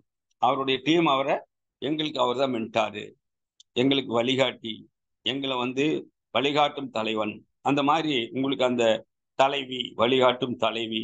உங்களுக்கு கீழே இருக்கிற டீம் உங்களை மென்டார்ஷிப்பா எடுத்துக்கிறதுன்னு சொன்னா, நீங்க டீம் உருவாக்கி இருந்தாதான் மென்டாரா இருக்க முடியும். டீமே இல்லாத ஒரு ஆள் எப்படி கோபகுமார் சார் சவுத் இந்தியாவுல அவர் கால் வைக்காத இடமே இல்லை. டீமுக்காக ஓடுன்னு ஓடினார். அதுக்கப்புறம் டீம் எங்களோட சேர்ந்து ஓடினார். 15 நாள் ஷெட்யூல் கொடுத்து 15 நாள் நான் எங்க மீட்டிங் ஏற்பாடு பண்ணாலும் அங்க வந்துடுவார். நானும் எல்லாம் கேட்டு அங்கங்க மீட்டிங் ஷெட்யூல் எல்லாம் போட்டு கரெக்ட் பண்ணி வச்சிடுவேன் நான். அதுக்கப்புறம் பார்த்தா 15 நாள் ரவுண்ட்ஸ். அப்ப கேட்டு மாசத்துல 15 நாள் ஷெட்யூல். அப்ப யோசித்து பாருங்க. அப்படி ஓடி டீமுக்காக ஓடி ஓடி ஓடி டீமை கட்டி அவர் இன்னைக்கு வந்து சவுத் இந்தியாவினுடைய மிகப்பெரிய லீடர். அவர் தான் மென்டார்னு சொன்ன என்னது, வழிகாட்டு. அது மாதிரி தமிழ்நாட்டிலே நிறைய பேரை வந்து மென்டாரை எடுத்துக்கிறாங்க. எப்படின்னு கேட்டா அவங்களுக்கு கீழே டீம் இருக்கு. அப்படிப்பட்டவங்களை தான் அவங்க மென்டார்ஷிப் எடுத்து மென்டார்ஷிப்னு என்னது, வழிகாட்டும் தலைவன். வழிகாட்டும் தலைவனாக உங்களை எடுத்துக்கணும்னு சொன்னா நீங்க என்ன செய்யணும், உங்களுக்கு கீழே ஒரு டீமை நீங்க வச்சிருக்கணும். அந்த டீமுக்கு நீங்க வந்து வழிநடத்தல் தெரிஞ்சிருக்கணும். டீமுக்காக வேண்டி நீங்க படிச்சிருக்கணும். டீமுக்கு சொல்லிக் கொடுக்கறதுக்காக வேண்டியாவது நீங்க நாலேஜ் இம்ப்ரூவ் பண்ணியிருக்கணும். டீமுக்கு சொல்லிக் கொடுக்கறதுக்கு வேண்டிக்காவது சேல்ஸ் பண்ணி பழகி இருக்கணும். டீமுக்கு சொல்லிக் கொடுக்கறதுக்கு வேண்டியாவது நீங்க என்ன செய்திருக்கணும், ஆர்சிஎம் பிசினஸ்ல இருக்கக்கூடிய மறைபொருள் ரகசியங்களை கத்திருக்கணும், பொருள் விளக்கங்களை கத்திருக்க வேண்டும், மார்க்கெட்டிங் பிளான் கத்திருக்க வேண்டும், கம்பெனி ப்ரொஃபைல் தெரிஞ்சிருக்க வேணும். இதெல்லாம் தெரிஞ்சிருந்தா நீங்க மென்டார் ஆயிட முடியும். அப்போ ஒரு மென்டார்ஷிப் கிடைக்கணும்னு சொன்னா வேற எங்கேயும் கிடையாது. இப்போ 10 வருஷம் ஒரு கம்பெனியில் வேலை செய்யறாரு. 10 வருஷத்துக்கு அப்புறம் அவர் அந்த கம்பெனியில் தலைவர் ஆவாரான்னு ஆக மாட்டார். 10 வருஷத்துக்கு அப்புறமா அந்த கம்பெனியில் அவர் வந்து ஒரு மென்டாரா எடுத்துக்க மாட்டாங்க. சர்வீஸ் ஏண்டா எடுத்துக்குவாங்க, அவ்வளவுதான். சர்வீஸுக்கு ஏதாவது கொஞ்சம் ப்ரொமோஷன் கொடுப்பாங்க, அவ்வளவுதான். ஆனா ஆர்சிஎம் பிசினஸ்ல நீங்க ஒரு குறிப்பிட்ட ஸ்டேஜுக்கு மேல உங்களை ஒரு வழிகாட்டும் தலைவனாக எல்லாரும், எங்க லீடருங்க, எங்க டெக்னிக்கல் அச்சீவருங்க, எங்க எமரால்டுங்க, எங்க எங்க ரூபிங்க, அந்த மாதிரி உங்களை ஒரு மென்டார்ஷிப் எடுத்துட்டு அதுக்கு வந்து ஆர்சிஎம் பிசினஸ் விட்டா வேற தாவு கிடையாது.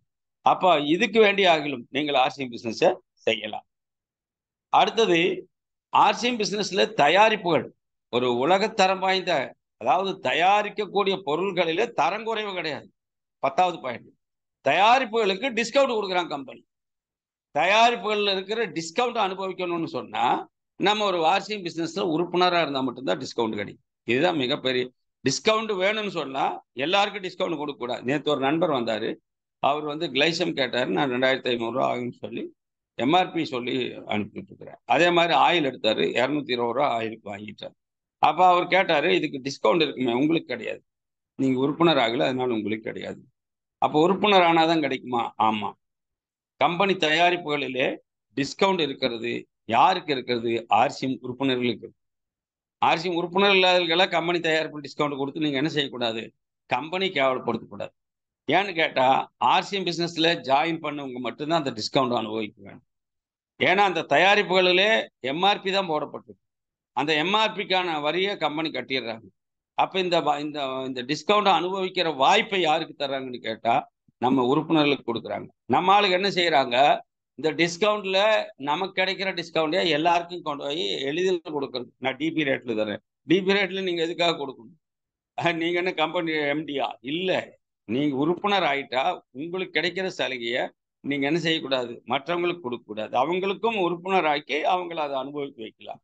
ஆர்சிஎம் பிசினஸ்ல மட்டும்தான் இந்த வாய்ப்பு இருக்கு. டிஸ்கவுண்ட் அனுபவிக்கிற ஒரு உரிமை ஆர்சிஎம் உறுப்பினர்களுக்கு மட்டும்தான் உண்டு. ஆர்சிஎம்ல சேர்றவங்களுக்கு மட்டும்தான் உண்டு.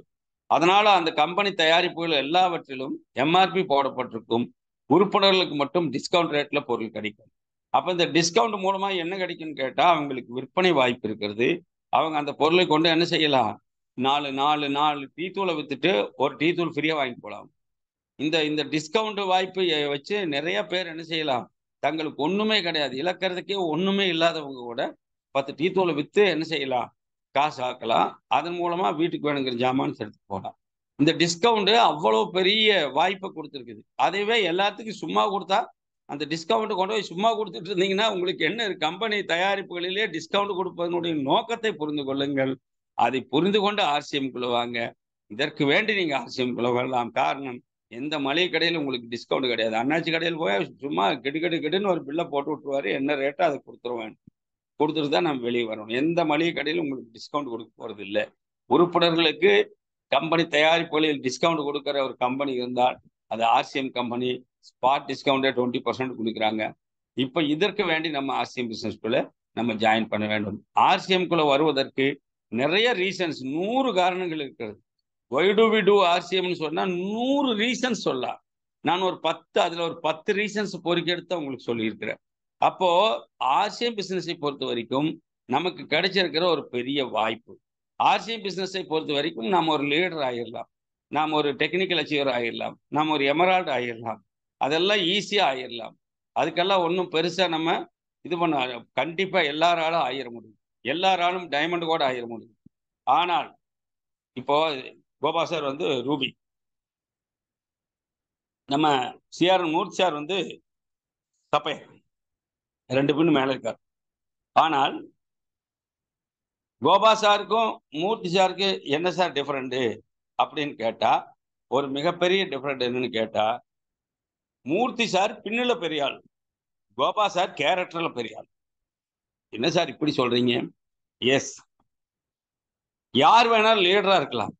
ஆனால் லீடருக்குள்ள கேரக்டர் உள்ள ஆளுக்கு தான் லீடராக மதிக்கப்படும். அப்ப மூர்த்தி சார்கிட்ட கேரக்டர் இல்லையா? மூர்த்தி சார்கிட்ட கேரக்டர் இருக்குது, டேலண்ட் இருக்குது. Murthy sir talented leader, Gopa sir character leader. இதுதான் வித்தியாசம். அப்ப கேரக்டரா மாறாம நமக்குள்ள கேரக்டர் இருக்கணும், ரெஸ்பான்சிபிலிட்டி இருக்கணும். கேரக்டரும் ரெஸ்பான்சிபிலிட்டி இருந்தா மட்டும்தான் ஆர்சிஎம் குள்ள வந்த பிற்பாடு, ஆர்சிஎம் ஏன் செய்யணுங்கிறதுக்கு நான் 10 ரீசன் சொல்லிட்டேன். ஆனால் ஆர்சிஎம் குள்ள இருக்கிறதுக்கும் ஆர்சிஎம் குள்ள லீடரா இருக்கிறதுக்கும் என்ன செய்யணுங்கிற 2 ரீசன் தான். முதலாவது ரீசன் என்னது? கேரக்டரா இருக்கணும். ஒரு கேரக்டர் உள்ள மனுஷனா இருக்கு, மக்களுக்கு சர்வீஸ் பண்ண வேண்டும். Service to man, service to God. அந்த சேவை செய்ய வேணுங்கிற எண்ணம் இருக்க வேண்டும். அந்த எண்ணம் இல்லாத ஒரு ஆளு ஆர்சிஎம்குள்ள வந்து லீடரா வேணா இருக்கலாம், ஆனால் என்னவா இருக்க முடியாது. அவரு பெரிய மென்டார்ஷிப்பா அவர் எடுத்துட முடியாது. ஆர்சிஎம்குள்ள லீடரா வந்த ஒரு ஆளு மென்டார்ஷிப் எடுக்க முடியாதுங்கிற காரணம் என்னன்னு கேட்டா, அவர் என்னவா மாறல, அவர் கேரக்டராக மாறவில்லை.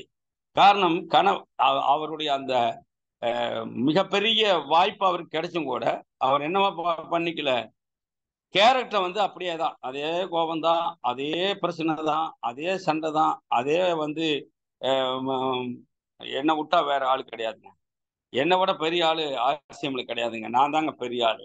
அந்த மாதிரி ஒரு மமதை தான், தலைகணம் தான். தன்னம்பிக்கைக்கும் தலைகணத்திற்கும் ரொம்ப தூரம் இல்லை நண்பர்களே, கொஞ்சம் தூரம் தான். தன்னம்பிக்கைங்கிறது என்ன? தன்னம்பிக்கைங்கிறது என்னால முடியும்னு நினைச்சா அது தன்னம்பிக்கை. தலைகணம்ங்கிறது என்ன அப்படின்னு கேட்டா, என்னால மட்டும்தான் முடியும் என்று சொன்னால் அதுதான் தலைகணம். இப்போ நிறைய விஷயங்கள்ல கேரக்டரை வந்து நம்ம பில்டு பண்ண வேண்டியது. ஆர்சிஎம் பிசினஸ்ல வந்த பிற்பாடு கேரக்டர் பில்டு பண்ணணும். பார்க்காத பயிரும் கெடும், பாசத்தினால் பிள்ளை கெடும், கேளாத கடனும் கெடும், கேட்கும் போது உறவு கெடும், தேடாத செல்வம் கெடும், திகட்டினால் விருந்து கெடும், ஓதாத கல்வி கெடும், ஒழுக்கமில்லாத வாழ்வு கெடும், சேராத உறவும் கெடும், சிற்றின்ப பெயரும் கெடும், நாடாத நட்பும் கெடும், நயமில்லா சொல்லும் கெடும், கண்டிக்காத பிள்ளை கெடும், கடன்பட்டால் வாழ்வு கெடும், பிரிவால் இன்பம் கெடும், பணத்தால் அமைதி கெடும், சினம் மிகுந்தால் அறம் கெடும், சிந்திக்காத செயலும் கெடும், சோம்பினால் வளர்ச்சி கெடும், சுயமில்லா வேலை கெடும், மோகித்தால் முறைமை கெடும், முறையற்ற உறவும் கெடும், அச்சத்தால் வீரம் கெடும், அறியாமையால் முடிவு கெடும், உழுவாத நிலம் கெடும், உழைக்காத உடலும் கெடும், இறைக்காத கிணறும் கெடும், இயற்கையை அழிக்கும் நாடும் கெடும், இல்லாலில்லா வம்சம் கெடும். ஒய்ஃப் இல்லைன்னா வம்சமே இல்லைங்கிறான். இல்லாலில்லா வம்சம் கெடும், இரக்கமில்லா மனிதம் கெடும், தொகையினால் துறவு கெடும், துணையில்லா வாழ்வு கெடும், ஓய்வில்லா முதுமை கெடும், ஒழுக்கமில்லா பெண்டிர் கெடும், அளவில்லா ஆசை கெடும், அச்சப்படும் கோலை கெடும், இலக்கில்லா பயணம் கெடும், இச்சையினால் உள்ளம் கெடும், உண்மையில்லா காதல் கெடும், உணர்வில்லா இனமும் கெடும், செல்வம் போனால் சிறப்பு கெடும், சொல் பிறந்தால் பெயரும் கெடும், தூண்டாத திரியும் கெடும், தூற்றி பேசும் முறையும் கெடும், காய்க்காத மரமும் கெடும், காடழிந்தால் மலையும் கெடும், குறி பிறந்தால் வேட்டை கெடும், குற்றம் பார்த்தால் சுற்றம் கெடும், வசிக்காத வீடும் கெடும், வறுமை வந்தால் எல்லாம் கெடும், குளிக்காத மேனி கெடும், குளிர்ந்து போனால் உணவு கெடும், பொய்யான அழகும் கெடும், பொய்யுரைத்தால் புகழும் கெடும், துடிப்பில்லா இளமை கெடும், துவண்ட விட்டால் வெற்றி கெடும், தூங்காத இரவும் கெடும், தூங்கினால் பகலும் கெடும், கவனமில்லா செயலும் கெடும், கருத்தில்லா எழுத்தும் கெடும். இப்படி 60 கேடுகள் இருக்குது. இந்த 60 கேடுகள நம்ம கேரக்டர்ல இருந்து நாம் தூக்கி போட்டால் ஒழிய, நம்ம கேரக்டர்ல இருந்து நாம் எடுத்து போட்டால் ஒழிய, நாம ஒரு கேரக்டரா மாற முடியாது. அப்ப கேரக்டரா இருக்கிற ஒரு ஆள் மட்டும்தான் பெரிய மென்டார்ஷிப் எடுக்க முடியும். அந்த மென்டார்ஷிப் ஆர்சிஎம்குள்ள தான் கிடைக்குது. எனவே ஆர்சிஎம் பிசினஸ்க்குள்ள நீங்க நிலைச்சிருக்கணும். கண்டிப்பா இவைகளை எல்லாத்தையும் பெற்றுவிட்டு ஆர்சிஎம் பிசினஸ்க்குள்ள வந்த உடனே கடன் இல்லாத வாழ்க்கை வரும்னு சொன்னோம். கனவு, மிகப்பெரிய கனவு மேம்படும். 2 காரியங்களை உடையவர்கள் தான் இந்த ஆர்சிஎம்குள்ள வந்தா பெருசா வேர் பிடிக்கிறாங்க. 2 என்னன்னு கேட்டா, 1 கனவு, 2வது கடன். கடன் நம்மளை துரத்தும் போது கடனை கட்டி முடிக்கணுங்கிறதுக்காக நான் எல்லாம் கடன் என்னை துரத்துனதுனால ஒடியாந்துவேன். அதுக்கப்புறம் கனவு காண ஆரம்பிச்சிட்டேன் நான். என்ன கனவு? மிகப்பெரிய கனவு. என்னுடைய கனவு நாளுக்கு நாள் எச்சாயிட்டே போகும். என்னுடைய கனவு பார்த்தீங்கன்னா நாளுக்கு நாள் எச்சாயிட்டே போகும். அந்த மாதிரி கனவு நான் கண்டு அப்படி பார்த்தா அப்துல் கலாம் சொல்றாரு கனவு காணுங்கள்னு. அப்ப கனவு காண்றவங்க எல்லாம் அப்துல் கலாம் இல்ல. ஆனா அப்துல் கலாம்ங்கிறவர் கனவு காணாம இருந்திருந்தா அவர் சாதாரண மனுஷனா இருந்திருப்பார். யோசிங்க. கனவு காணக்கூடியவர்கள் எல்லாம் அப்துல் கலாம் ஆக முடியாது. ஆனால் அப்துல் கலாம் என்கிற ஒரு மனிதர் தன்னுடைய கனவை எச்சு பண்ணாமையே போயிருந்தாருன்னா அவர் அப்துல் கலாமா இருந்திருக்க மாட்டார். அவர் சாதாரண மனிதராக இருந்திருப்பார். ஆகையினால கனவு காணும் போது நம்ம சாதாரணத்திலிருந்து அசாதாரணமான வாழ்க்கையை அடைய முடியும். எனவே கனவு காணுங்கள். கனவு மெய்ப்பட வேண்டும். அதற்கு வேண்டி ஆர்சிஎம்குள்ள வரணும். 1 கடனை நம்ம கட்டி முடிக்கணும். 2வது கனவு. கனவுன்னு சொன்னா ஒரு பெரிய வீடு, நல்ல காரு, நல்ல குடும்பம், அந்த அளவு அளவு நமக்கு வேணுங்கிற அளவுக்கு செல்வம், வேணுங்கிற அளவுக்கு நமக்கு வசதி, வாய்ப்பு இதையெல்லாம் உருவாக்கி கொள்வதற்கு ஆர்சிஎம் நமக்கு அவசியம். அந்த கனவு நமக்குள்ள இருந்தால் அதற்கு நனவாக்குவதற்கு ஆர்சிஎம் நமக்கு தேவைப்படும். நம்முடைய கனவு மெய்ப்பட வேண்டும் என்றால், கனவு நனவாக வேண்டும் என்றால், நம்முடைய எதிர்காலம் வளமுள்ளதா இருக்க வேண்டும் என்றால், நான் ஒருவேளை டிரான்ஸ்போர்ட்ல கண்டக்டராகவே இருந்து ரிட்டையர்ட் ஆயிருந்தா என்னோட ரிட்டையர்டான ஆளுகளுடைய கதியெல்லாம் பார்க்குறேன் நான். இப்போ கொஞ்சம் பேர் போய் அந்த இதுல வேலை பார்க்குறாங்க. இதுல கம்பெனியில் வேலை பார்க்குறாங்க. இப்போ டிரான்ஸ்போர்ட்ல ரிட்டையர்ட் ஆனவங்களுக்கு 690 சம்பளம் கொடுக்குறான். அதுக்கு கொஞ்சம் பேர் போய் ரிட்டையர்ட் ஆன அப்புறம் யூனிஃபார்ம் போட்டு வேலைக்கு போயிட்டு இருக்காங்க. கொஞ்சம் பேர் ரிட்டையர்ட் ஆன பிற்பாடு நம்ம பேங்க்ல போயிட்டு வாட்ச்மேன் வேலைக்கு, கொஞ்சம் பேர் பேங்க்ல போயிட்டு பார்ட் டைம் வேலைக்கு, கொஞ்சம் பேர் போய் கணக்கு வழக்கு எழுதுறதுக்கு, இது மாதிரி நிறைய பேர் தங்களுடைய ரிட்டையர்மெண்ட்டுக்கு அப்புறம் உழைச்சிக்கிட்டு தான் இருக்கிறாங்க. அதுதான் அவர் சொல்றாரு. வாரன் பஃபட் சொல்றது என்னன்னு கேட்டா, பொருளாதார நிபுணர். நீங்க தூங்கும் போதும் உங்களுக்கு வருமானம் வரும்படி செய்து கொள்ளாவிட்டால் சாகும் வரை உழைக்க வேண்டி இருக்கு. எங்க ஆளுங்க அதான் பண்ணிட்டு இருக்கிறாங்க. சாகும் வரை உழைச்சிட்டே சாக வேண்டியதுதான். ஆனா நான் அப்படி இல்லை. நான் கை உதறி கால் உதறி ஜாலியா ஒரு டைய கட்டிட்டு உங்ககிட்ட பேசிட்டு இருக்கிறேன். எது முடியும்னு கேட்டா, நம்முடைய கனவு மெய்ப்படும். அதற்கு ஆர்சிஎம் தேவை. பேசிவ் இன்கம் உங்களுக்குள்ள ஸ்டார்ட் ஆச்சுன்னு சொன்னா அதற்கு பிற்பாடு என்ன ஆகும்? மிகப்பெரிய ஒரு வாழ்க்கை, கிடைச்ச வாழ்க்கையை வாழ்வதற்காக ஆர்சிஎம்குள்ள வராதீங்க. நினைச்ச வாழ்க்கையை வாழ்வதற்காக ஆர்சிஎம்குள்ள வாங்க. நாம் என்ன நினைக்கிறோமோ அதை வாழ்ந்துட்டு நம்ம போய் எப்படியும் ஒரு நாளைக்கு போகத்தான் போறோம். ஒரு முறை மரிப்பதும் பின்பு நியாய தீர்ப்படைவதும் மனிதனுக்கு நிச்சயிக்கப்பட்டிருக்கிற விஷயங்கள். ஒரு முறை பிறந்துட்டா ஒரு முறை செத்துதான் ஆகணும். அந்த சாவுக்கு முன்னாடி நாம் செய்ய வேண்டியது என்னன்னு ஒரு கனவு காணுங்கள். சாவுக்கு முன்னாடி நாம் சாதிக்க வேண்டியது என்ன என்று ஒரு கனவு காணுங்கள். சாவுக்கு முன்னாடி நாம் எப்படிப்பட்ட மனிதனாகி வாழ்ந்து, எல்லா மிருகங்களும் பிறக்கிறது, மிருகங்களும் சாகிறது. பிறந்தோம், வாழ்ந்தோம், இறந்தோம்ங்கிறது மிருகங்களுக்கும் பொதுவானது தானே. ஆனால் மனிதனாய் பிறந்த ஒருவன் பிறந்தோம், வாழ்ந்தோம், சிறந்தோம், இறந்தோம் என்று இருக்க வேண்டும். நாம் இறந்தாலும் வாழ்ந்து கொண்டு இருப்போம். என்ன சார், நாம் செத்து போனா கூட வாழ்ந்துட்டு இருக்க முடியுமா? கண்டிப்பா. எனக்கு இப்போ இங்க கிருபானுக்கு ஒரு பொண்ணு ஒண்ணு, பையன் ஒண்ணு. எனக்கு மொத்தம் 3 பேரை, 4 பேரை, 3 பேத்தி. கிட்டத்தட்ட உங்களுக்கு ஒரு பெரிய குடும்பஸ்தன் நான். அந்த 4 பேர்னு 3 பேத்தியும் திரும்பி பார்க்கும்போது, ஒருவேளை நான் இந்த பூமியில் இல்லாமல் இருந்தால், என்னுடைய காலம் சென்று விட்டு இருந்தால், அதை நான் போட்டோவில் தொங்கிட்டு இருப்பேன். அப்ப அவன் சொல்லுவான், எப்படா நம்ம மட்டும் இவ்வளவு வசதியா இருக்கிறோமே, நம்ம சுத்தி இருக்கிறவங்க எல்லாம் ரொம்ப கஷ்டத்துல இருக்கிறாங்களே, நமக்கு மட்டும் எப்படா இவ்வளவு வசதி வந்ததுன்னு கேட்கும்போது, என்னுடைய பேரன் அப்படி அப்படி அண்ணாத்தி காட்டுவான். அதப்பா அந்த மீசி இல்லாம போட்டாவில் டையை கட்டிட்டு தொங்கிட்டு இருக்கிறாரு, அந்த தாத்தா தான் நமக்கு இத்தனையும் பண்ணி வச்சுட்டு போனாரு. ஆர்சி, நீ விளக்குறைய பேஸ்ட், நீ குளிக்கிறைய சோப்பு, இதெல்லாம் அவர் தான் நம்மளுக்கு கொண்டாந்து காமிச்சு கொடுத்துட்டு போனார்னு. கண்டிப்பா நமக்கு நம்ம பேர் நாம அப்பவும் வாழ்ந்துட்டு இருப்போம். யாருக்கிட்ட? நம்முடைய பேரன்மார்கள் மத்தியில, நம்முடைய கொள்ளு பேரன்மார்கள் மத்தியில. நம்முடைய ஜெனரேஷனுக்கு மத்தியில நாம் வாழ்ந்து கொண்டிருப்போம். அதற்கு ஒரு வாய்ப்பு இருக்கிறதா அப்படின்னு கேட்டா, எந்த உத்தியோகஸ்தனும் ஒரே தலைமுறையில மறந்து போயிரும். உங்க தாத்தா பேர் சொல்லுன்னு கேட்டா சொல்லிருவான். உங்க தாத்தாவோட தாத்தா பேர் சொல்லுன்னு கேட்டா தெரியலன்னு பேன்னு முழிச்சிட்டு இருப்பான். ஏன்னு கேட்டா, ஒரு தலைமுறைக்கு மேல அவங்களுக்கு நினைவு இருக்காது. மறந்து போயிடும். பார்த்தீங்கன்னா எம்ஜிஆர். எம்ஜிஆர வந்து இப்ப என் பேரன்கிட்ட கேட்டா எம்ஜிஆர் யாருன்னு கேட்கறான். அவனுக்கு தெரியறதில்ல. ஆனா மறந்துட்டாங்க. ஒரு ஜெனரேஷன் 2வது ஜெனரேஷன் மறந்துட்டாங்க. அதே மாரி கலைஞர மறந்துருவாங்க. ஜெயலலிதாவ மறந்துருவாங்க. உலக தலைவர்கள் எல்லாருமே வந்து மறந்து போயிட்டாங்க. ஜவஹர்லால் நேருவ மறந்துட்டாங்க.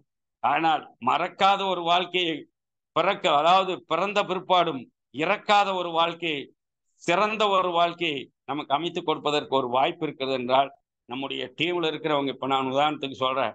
நம்ம டைமண்ட் சுரேந்திரவாட் சார் இருக்கிறாரு. நம்ம டீம்ல நிறைய பேர் வந்து பார்த்தீங்கன்னா, கொரோனாவுக்கு பிற்பாடு கொரோனாவுல ஏதேனும் ஒரு கொரோனா மரணம் ஏற்பட்டிருக்குதான்னு கேட்டா இல்ல. இல்லவே இல்ல. இப்ப டிசிஜி இருக்காரு. அவங்க மிஸ்ஸஸ் சரோஜினி மேடம் வந்து இறந்துட்டாங்க. ஆனாலும் சரோஜினி மேடத்தினுடைய புகழ் இன்னும் டிசிஜி இருக்க வரைக்கும், ஆர்சிஎம் கம்பெனி இருக்க வரைக்கும், அங்க அவங்க போட்டோவில் வந்து பார்க்க வரைக்கும் அவங்க வாழ்ந்துட்டு தான் இருப்பாங்க. காரணம், இந்த கம்பெனி உருவாக்கின ஒரு மிகப்பெரிய மகத்தான ஒரு லீடரு, ஒரு பெரிய எம்டி, அவருடைய ஃபேமிலியில யாரானாலும் பார்த்தீங்கன்னா டிசிஜி, அவருக்கு அப்புறம் சப்ரா, அதுக்கப்புறம் டிசிஜிக்கு அப்புறம் சௌரவ்ஜி, அதுக்கப்புறம் பிரியங்கா மேடம். இப்படி பார்த்தீங்கன்னா செகண்ட் ஜெனரேஷன் அவங்க கொண்டு வந்துட்டாங்க. இப்போ நம்ம செகண்ட் ஜெனரேஷன் வந்துருச்சா, நானும் எனக்கு அப்புறம் கிருபாகிறேன். அது மாதிரி செகண்ட் ஜெனரேஷன் வந்துருச்சு. மீச அப்புறம் ஒரு மகன். இந்த மாதிரி செகண்ட் ஜெனரேஷனும் ஸ்டார்ட் ஆயிடுச்சு. அப்ப தலைமுறை தோறும் இந்த பிசினஸ் போகுமா? ஆம் நண்பர்களே, ஒரு முறை நீங்கள் ஆர்சிஎம்குள்ள வந்த பிற்பாடு தலைமுறை தோறும் இந்த பிசினஸ்ல நீங்க பேசப்படுவீர்கள் என்று சொன்னால், அதற்காக நீங்கள் ஏன் ஆர்சிஎம் செய்யக்கூடாது? வேற எங்கேயும் கிடையாது. உத்தியோகஸ்தர்கள் மறக்கப்பட்டு விட்டார்கள். அரசியல் தலைவர்கள் மறக்கப்பட்டு விட்டார்கள். அனாவசியமாக பேசப்பட்டவர்கள் அல்ல, பேசப்படக்கூடிய அளவுக்கு போயிட்டாங்க. அவர் என்னத்தை சாதிச்சிட்டாரு, அவர் என்னத்தை பண்ணிட்டாருன்னு கேட்கிற அளவுக்கெல்லாம் போயிட்டாங்க. எத்தனையோ நன்மைகளை செய்தவர்கள் எல்லாம் மறந்து விட்டார்கள். ஆனால் ஆர்சிஎம் பிசினஸ்ல நீங்க ஒரு முறை வந்து ஒரு டீமை கட்டி எழுப்பி அதுக்கு ஒரு மென்டார்ஷிப் எடுத்துட்டு அதுக்கப்புறம் நீங்க இல்லைனாலும் நீங்கள் பேசப்படுவீர்கள். உங்களுடைய பேச்சு வீடியோவில் வந்து கேட்டுக்கிட்டு இருப்பாங்க. உங்களுடைய பேச்சு யூடியூப்ல கேட்டுக்கிட்டு இருப்பாங்க. உங்களுடைய பேச்சு இன்ஸ்டாகிராம்ல கேட்டுட்டு இருப்பாங்க.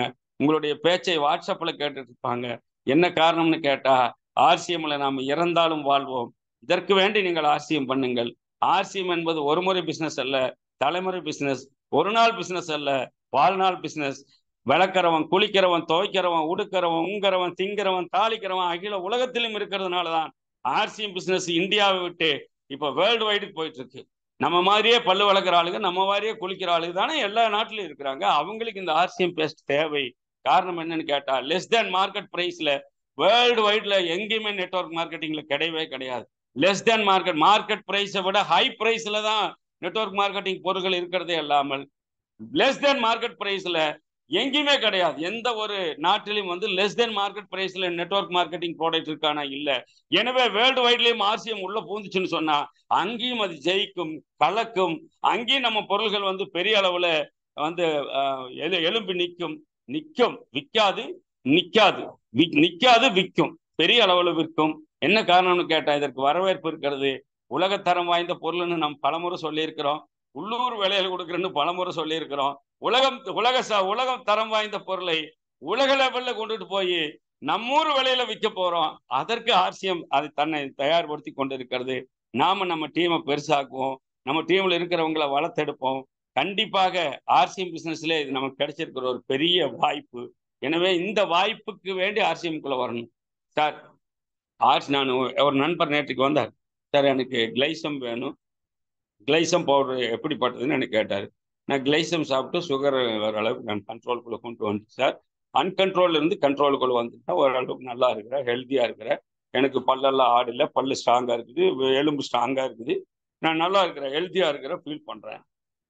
உடனே அவர் கேட்டாரு, கேரண்டியா சுகரை நல்லா பண்ணிருமா சார்? கேரண்டியா சுகரை நல்லா பண்ணிருமோன்னு கேட்டார். நான் கேட்டேன், நீங்க இப்போ எவ்வளவு நாளா சுகருக்கு என்ன பண்ணிட்டு இருந்தீங்க?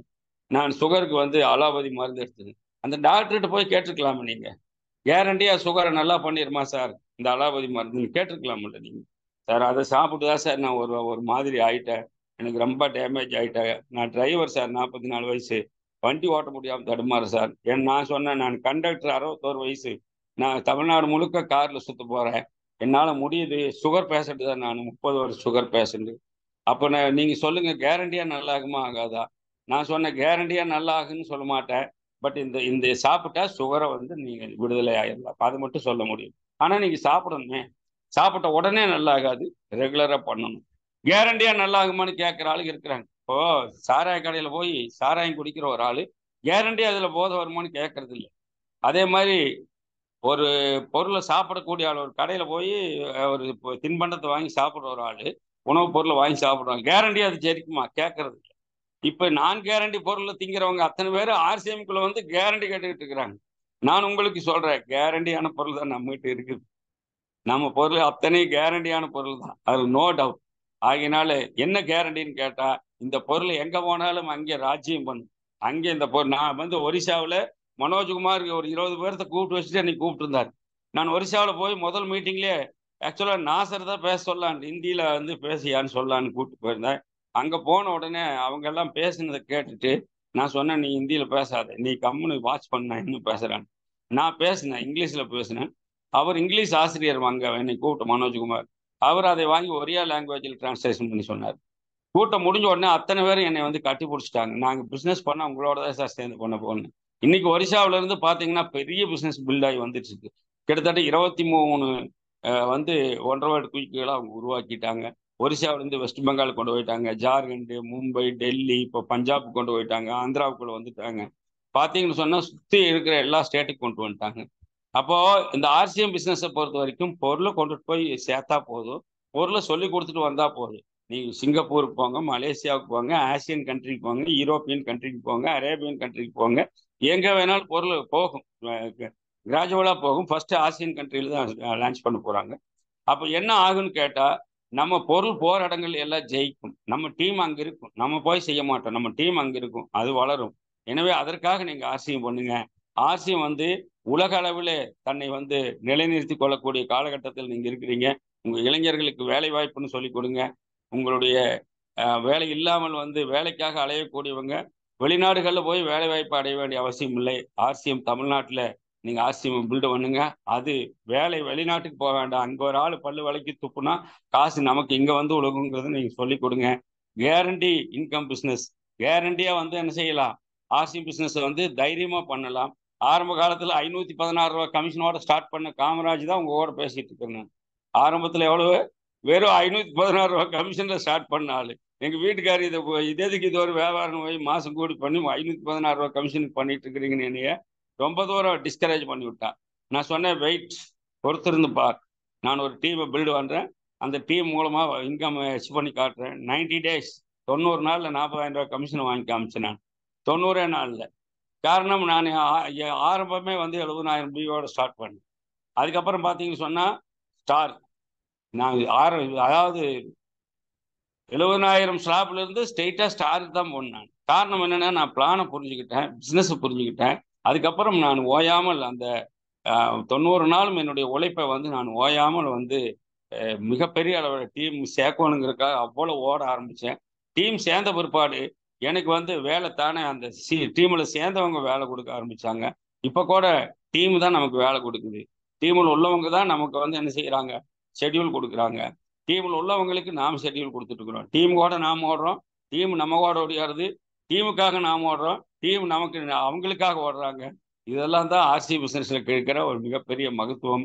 இது எந்த ஒரு ஜாப்லையும் கிடையாது. ஜாப்ல இப்ப நீங்க போகலீங்கன்னா அந்த வேலை அங்கேயே நின்று கிடக்கும். ஆகினால ஆர்சிஎம் பண்ணுங்கள் நண்பர்களே. ஆதலால் ஆர்சிஎம் செய்யுங்கள். ஆர்சிஎம் உங்களுக்கு வந்து என்னவா கிடைக்கும், முதலாவது ஹெல்த் கிடைக்கும், ஆரோக்கியம் கிடைக்கும், ரெண்டாவது வெல்த் கிடைக்கும், நம்ம நினைச்ச கனவு பழிக்கும். கனவு காணுங்கள். தூங்கும் போது வருவதல்ல கனவு, நம்மை தூங்க விடாமல் செய்வதுதான் கனவு. எனவே கனவு மெய்ப்படட்டும். மனப்பூர்வமான வாழ்த்துக்களோட என்னுடைய இந்த வாய்ப்புக்கு நன்றி சொல்லி மாதம் ஒரு முறை உங்களோட நான் இடைபடுகிறேன். அந்த ஒரு முறையும் நான் எனக்கான விஷயங்களை என்னுடைய அனுபவங்களை உங்களோடு பகிர்ந்து கொள்வதற்கு இந்த நேரத்தை நான் பயன்படுத்திக் கொள்கிறேன். எல்லாருக்கும் பிரச்சனை இருக்குது சார். பிரச்சனையை பார்த்துக்கிட்டு தூங்கிக்கிட்டு இருக்கிற ஆளுங்க பிரச்சனை தான் சுமந்துட்டு இருக்கோம். பிரச்சனைகளை பெரிதாய் பார்க்கிறவர்கள் பிசினஸ்ல பெருசா ஜெயிக்க முடியாது. பிசினஸ் பெருசா பாருங்க, பிரச்சனைகள் அது பாட்டுக்கு தீரும். பிரச்சனைகளை பார்த்துக்கிட்டே இருந்தா பிசினஸ் அது பாட்டுக்கு அழியும். எனவே பிரச்சனைகளை பின்னாடி தள்ளுங்கள், பிசினஸை முன்னுக்கெடுங்கள் என்று சொல்லி வாழ்த்தி மகிழ்கிறேன். நன்றி. சுவிட்ச் over to Jagadish sir. Thank you sir. ரொம்ப அருமையான அருமையான ஒரு மீட்டிங் சார். இன்னைக்கு மிக ஒரு அரிய விஷயங்கள் நீ சொல்லி கொடுத்துருக்கீங்க. அதாவது பேச முடியாதவர்களும் நடக்க முடியாதவர்கள் ஆட்சியம் வந்தா நடக்க முடியும் அப்படின்னு சொல்லியிருக்கீங்க. அது உண்மைதான். ஏன்னா நானே பார்த்தீங்கன்னா அடிக்கடி மீட்டிங்ல சொல்லுவேன், நல்லா ஆரம்ப காலத்துல பத்தி 4 பேர் ஒன்னா இருந்தா அந்த ஸ்பாட்ல நிக்க மாட்டேன், கால தூரம் ஓடி போயிடுவேன். இன்னைக்கு நம்ம ஆட்சியம் வந்ததுக்கு அப்புறம் தான் கொஞ்சம் கொஞ்சமா பேச ஆரம்பிச்சு இன்னைக்கு நம்ம மேடையில் ஏறியும் கூச்சம் இல்லாம பேசுற காரணம் என்னன்னா இந்த ஆட்சியம். ஆட்சியம்க்கு வந்துச்சுன்னா நமக்கு தானா வாய்ப்புகள் கிடைக்கும். இதுல நம்ம பில்வாரால ஒருத்தரை நான் பார்த்தேன். மேடையில பாத்தீங்கன்னா 4 பேருக்கு தூக்கிட்டு வந்துதான் பாத்தீங்கன்னா மேடையில வச்சாங்க. பட் அவருடைய பின்னு பாத்தீங்கன்னா ரூபி, அவரால் நடக்க முடியாது. யாராவது ஒரு ஹெல்ப் இல்லாம அவரால் ஒரு இன்ச்சு கூட நகல முடியாது. ஆனா பாத்தீங்கன்னா அவர் பில்வாரா மேடையில் ஏறினாரு. அதுக்கு என்ன காரணம் அப்படின்னா ஆர்சிஎம் இல்லைன்னா அவர் முடங்கிதான் இருந்திருப்பாரு. இன்னைக்கு ஆர்சிஎம்ல வந்ததுனால அவர் ரூபி பின் வந்திருக்கு. அவருக்கு ஹெல்ப் பண்ண 4 பேர் கூட இருக்காங்க. எம்டி பக்கத்துல நின்று போய் பேசிட்டு வந்தாரு. அந்த மாதிரியான பெருமைகள் கொடுத்த இந்த ஆர்சிஎம் நம்முடைய திறமைகளை வெளிக்கொண்டு வரக்கூடிய இந்த ஆர்சிஎம் நம்ம விரும்பி யார் செஞ்சாலும் மிகப்பெரிய அளவுல பயன்பெறும்னு அருமையா சொல்லி கொடுத்துருக்கீங்க சார். ரொம்ப அருமை சார். இன்னைக்கு வந்திருக்கு அத்தனை பெருமையா இருந்து பயனுள்ளதா இருந்தது. நம்ம மீசை சுகுமார் சார் வெயிட் பண்ணிருக்கனால நம்ம அவருக்கு அந்த வாய்ப்பு கொடுக்கலாம். வாங்க மீசை சுகுமார் சார், அட்மிட் பண்ணிக்கோங்க சார்.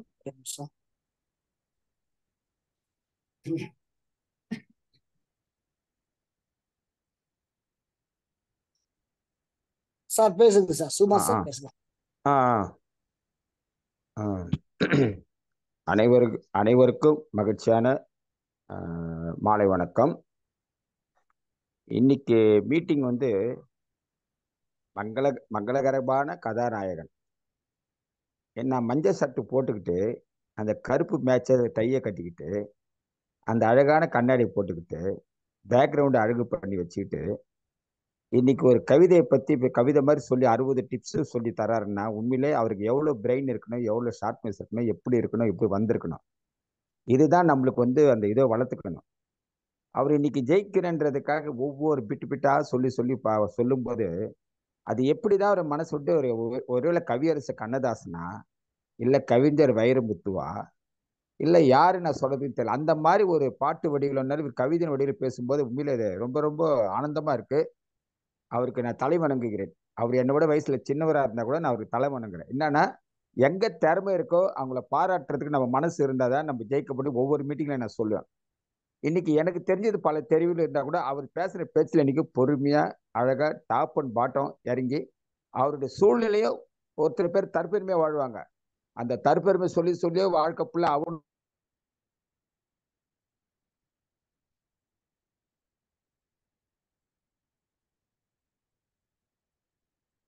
எது வேணாலும் செய்யலான்றார். உண்மையிலே அந்த மாதிரி ஒரு அருமையான ஒரு லீடர் நம்ம தெளிவா சொல்றாருன்னு போது நம்ம அவர் கூட கை கோத்து வந்தா பெரிய லெவல்ல வரும். சின்ன சின்ன சலசலப்பு வரும், போட்டி பொறாம வரும், அதெல்லாம் குப்பையில போட்டுட்டு நான் எதுக்கு ஆர்சிஎம் ஜெயிக்கிறதுக்கு வந்தேன், அவ்வளவுதான். அதுக்கு நான் என்ன பண்ணணும், அப்ப என்னுடைய ஏபியை நான் என்ன பண்ணணும், என்னுடைய அப்ளைன் கிட்ட எப்படி இருக்கணும், அவ்வளவுதான் விஷயம். நம்ம சொன்ன மாதிரி தேவையில்லாத தலைவலி எல்லாம் எப்படி தலையில போட்டு உருட்டிக்கின்னு நம்மளும் உருப்பட மாட்டேன், அவங்களும் உருப்பட மாட்டேன். தெளிவா தான் பேசுறேன். எது கேட்கறேன் இந்த விஷயத்த, நான் ஜெயிக்கணும் டைம்னாவை நான் முடிவு பண்ணிட்டேன். அப்ப என்னுடைய கண்ணோட்டம் எப்படின்னா குதிரை கடிவாளம் போட்ட மாதிரி 2 பக்கத்துல கடிவாளம் போட்டு குதிரை ஓடிக்கிட்டே இருக்கும். அது திரும்பி பார்க்கறதுக்கு முடியாது. ஆனா நம்ம பாருங்க கடிவாளம் போட்ட கூட அந்த கடிவாளத்தை கட்டி வச்சு திரும்பி பார்த்து போவாங்க.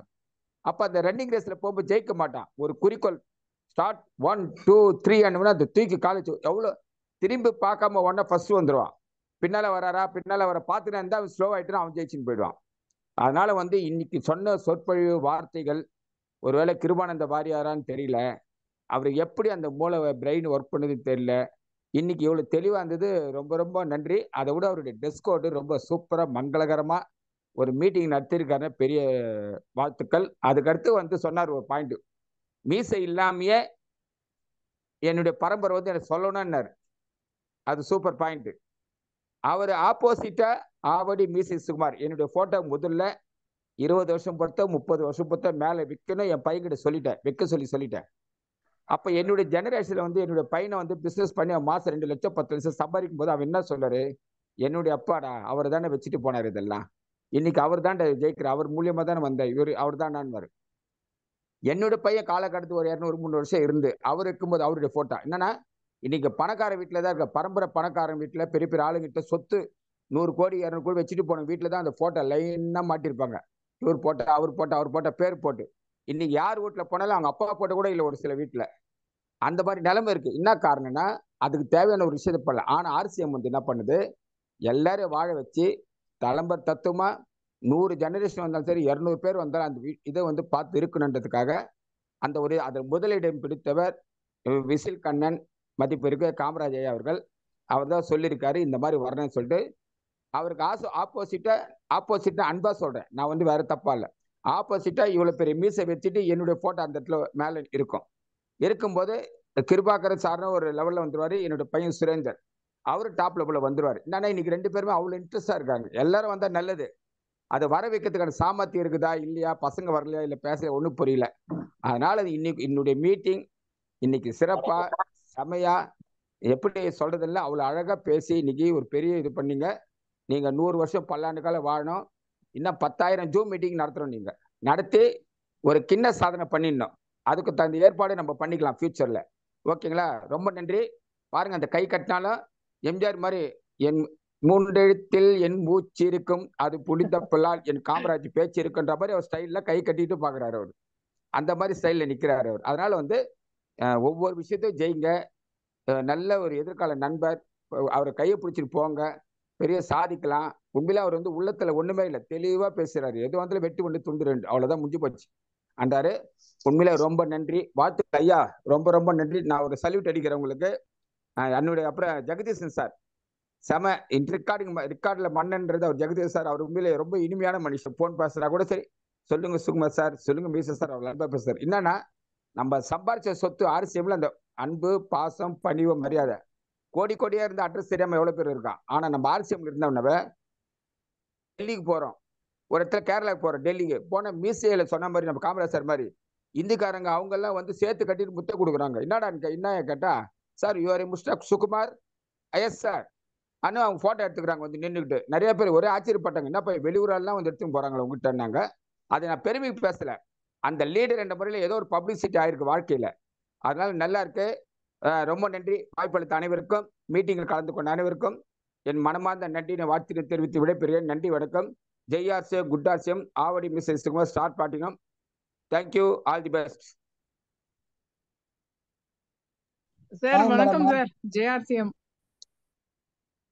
வணக்கம், அனைவருக்கும் இனிய மாலை வணக்கம் சார். எமரால்டு சார், இன்னைக்கு வந்து யாராச்சும் ஒரு வேலை பிசினஸ்ல இருக்கிறவங்க கொஞ்சம் ஒரு தோய்வு மனதளவுலயும் உடல் அளவுலயும் ஒரு சின்ன தோய்வு அவங்களுக்கு சரி பிசினஸ் அப்படின்ற ஒரு தோய்வு இருந்திருந்தா இன்னைக்கு உங்களுடைய ஸ்பீச்சை கேட்டிருந்தாங்கன்னா நிச்சயமா 100% அவங்க வந்து இன்னைக்கு ஒரு ஃபயர் ஆயிருப்பாங்க. நிச்சயமா வந்து 100 விஷயங்கள் இருக்கு ஆர்சிஎம்க்குன்னு சொன்னீங்க சார். நீங்க சொன்ன அந்த 10 பாயிண்ட்லயே 1000 விஷயம் இருக்கு சார்.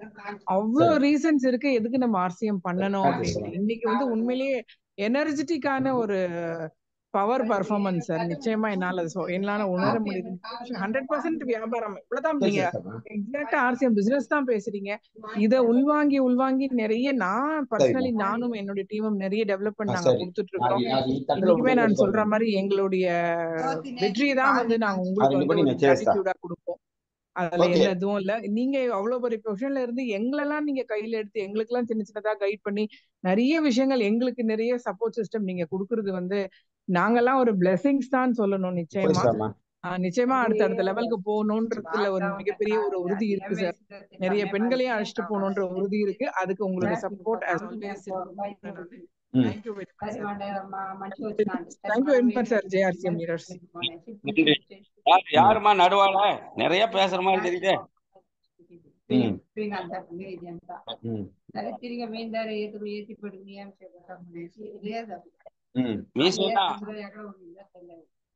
దాని అవతల వచ్చి వాడే కొట్టారు. అది కళాయో చెప్పింది.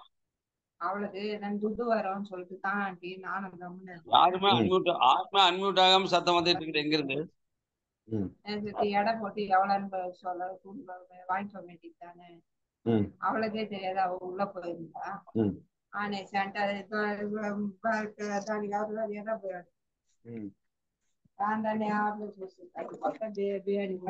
மீசை சார்ல உடைய இதுலதான் வந்துட்டு இருக்கு நினைக்கிறேன் சார். அவர் வெளியே போயிட்டாரு. ஓகே சரி, ஓகே. நண்பர்ல வேற யாராவது நம்ம எமரால்ட் சாரை வாழ்த்தி பேசவோ, சார் சொன்ன விஷயங்கள் வந்து கருத்துக்கள் சொல்லவோ, அல்லது சார் ஏதாவது கேட்க நினைச்சா நீங்க ஹேண்ட் ரைஸ் பண்ணலாம். ஹேண்ட் ரைஸ் பண்ணீங்கன்னா நான் உங்களை அன்மியூட் பண்றேன். நீங்க சார்ட்ட வந்து எது வேணாலும் பேசலாம்.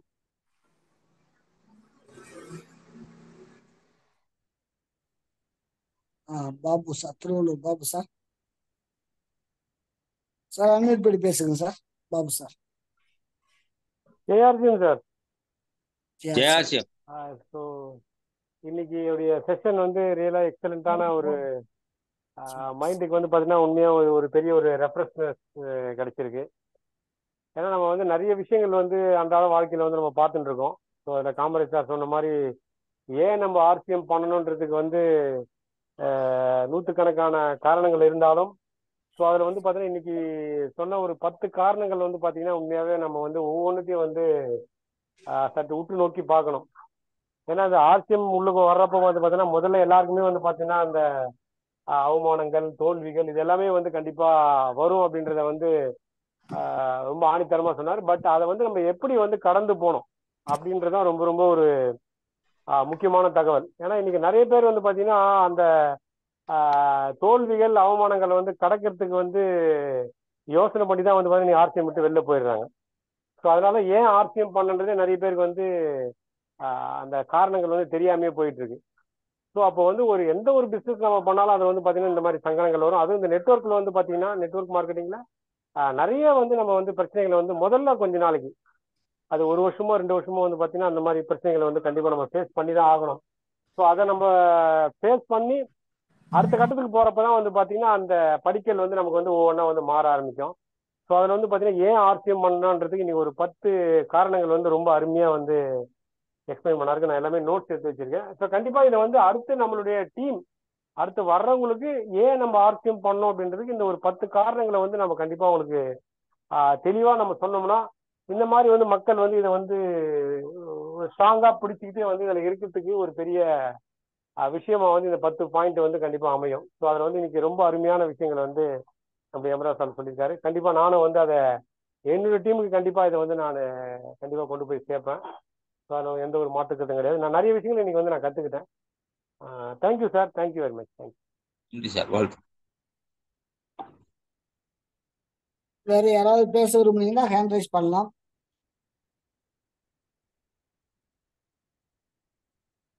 சரி, ஓகே. மீண்டும் நமக்கு ஒரு சிறந்த ஒரு நிகழ்ச்சி, இந்த ஒரு மீட்டிங்கை வழங்கி நம்ம எமரால்டு காமராஜ் சாருக்கு நன்றி சொல்லி நம்ம அத்தனை பேர் மீட்டிங்கை வந்து முடிச்சுக்கலாம். ஸோ நான் உங்களை அத்தனை பேர் அன்மியூட் பண்றேன். ஜெயாசியம் குடாஸ் வந்துட்டு வெளியில போயிருக்கோம்.